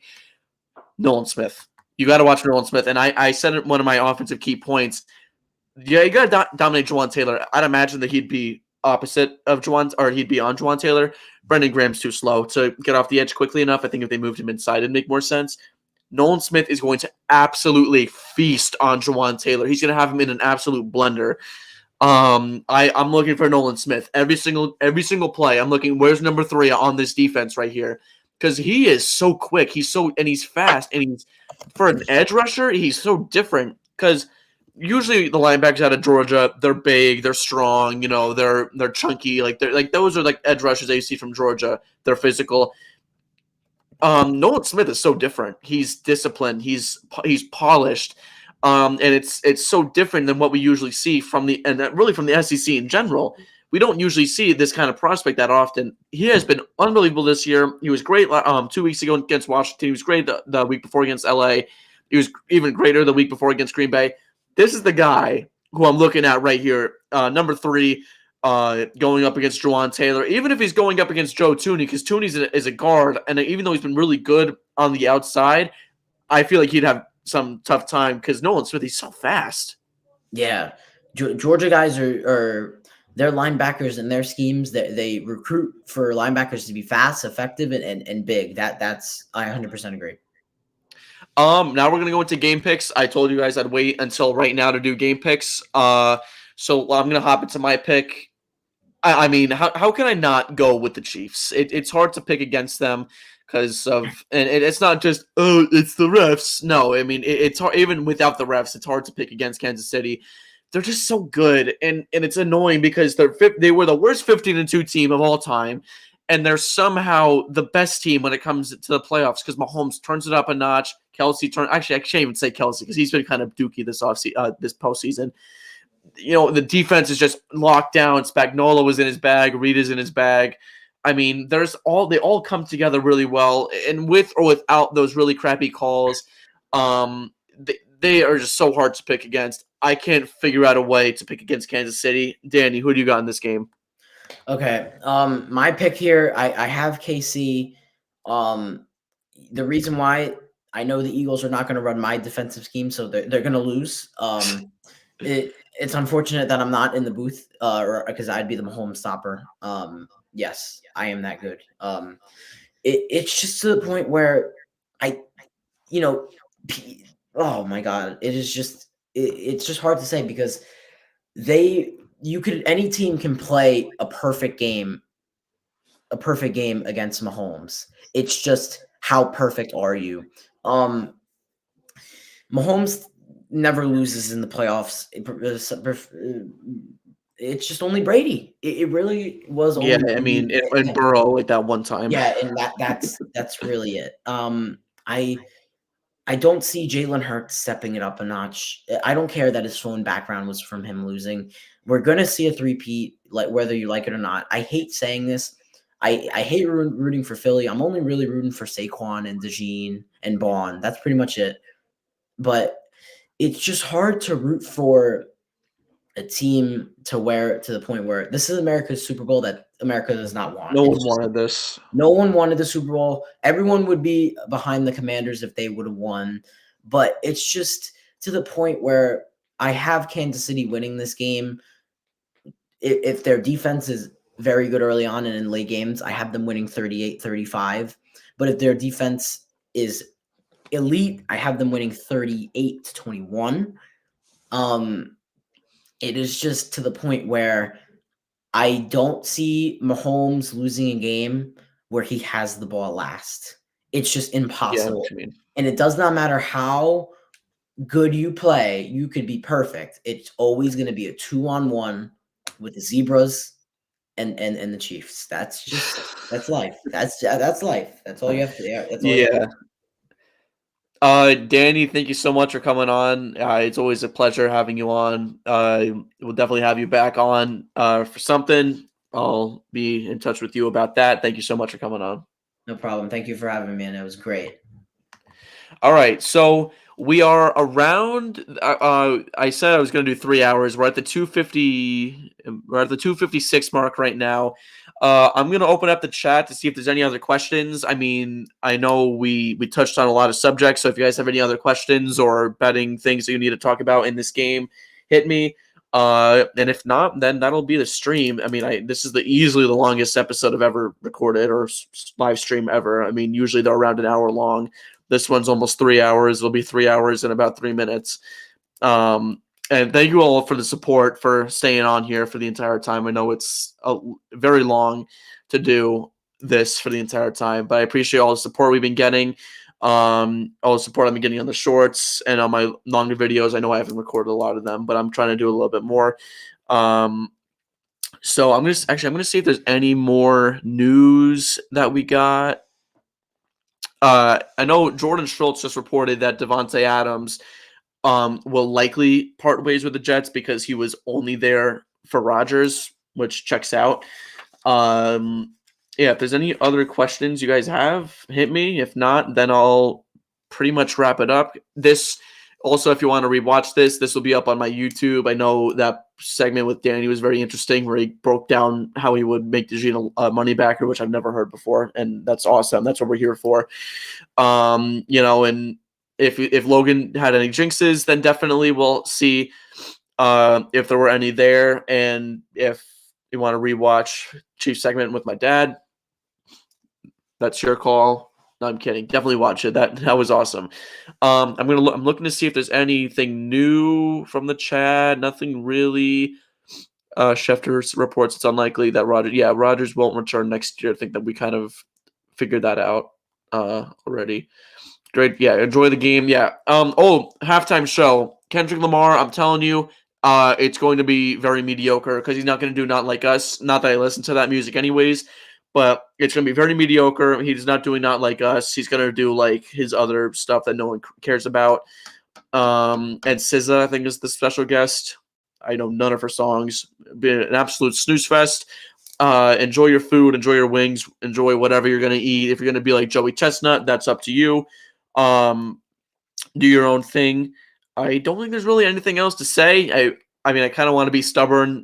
You know what? There's 60 seconds left. I'm gonna wait until the 3 hour mark because I did say 12 to 3. I did say I was gonna stream for 3 hours. Thank you all so much for tuning out. for coming on again. You know what? Because this went pretty well, I might, if I feel, I mean, honestly, we might be on the lookout for an NFL draft announcement or maybe like a franchise tag deadline announcement. We might go live for that too. Be on the lookout for that.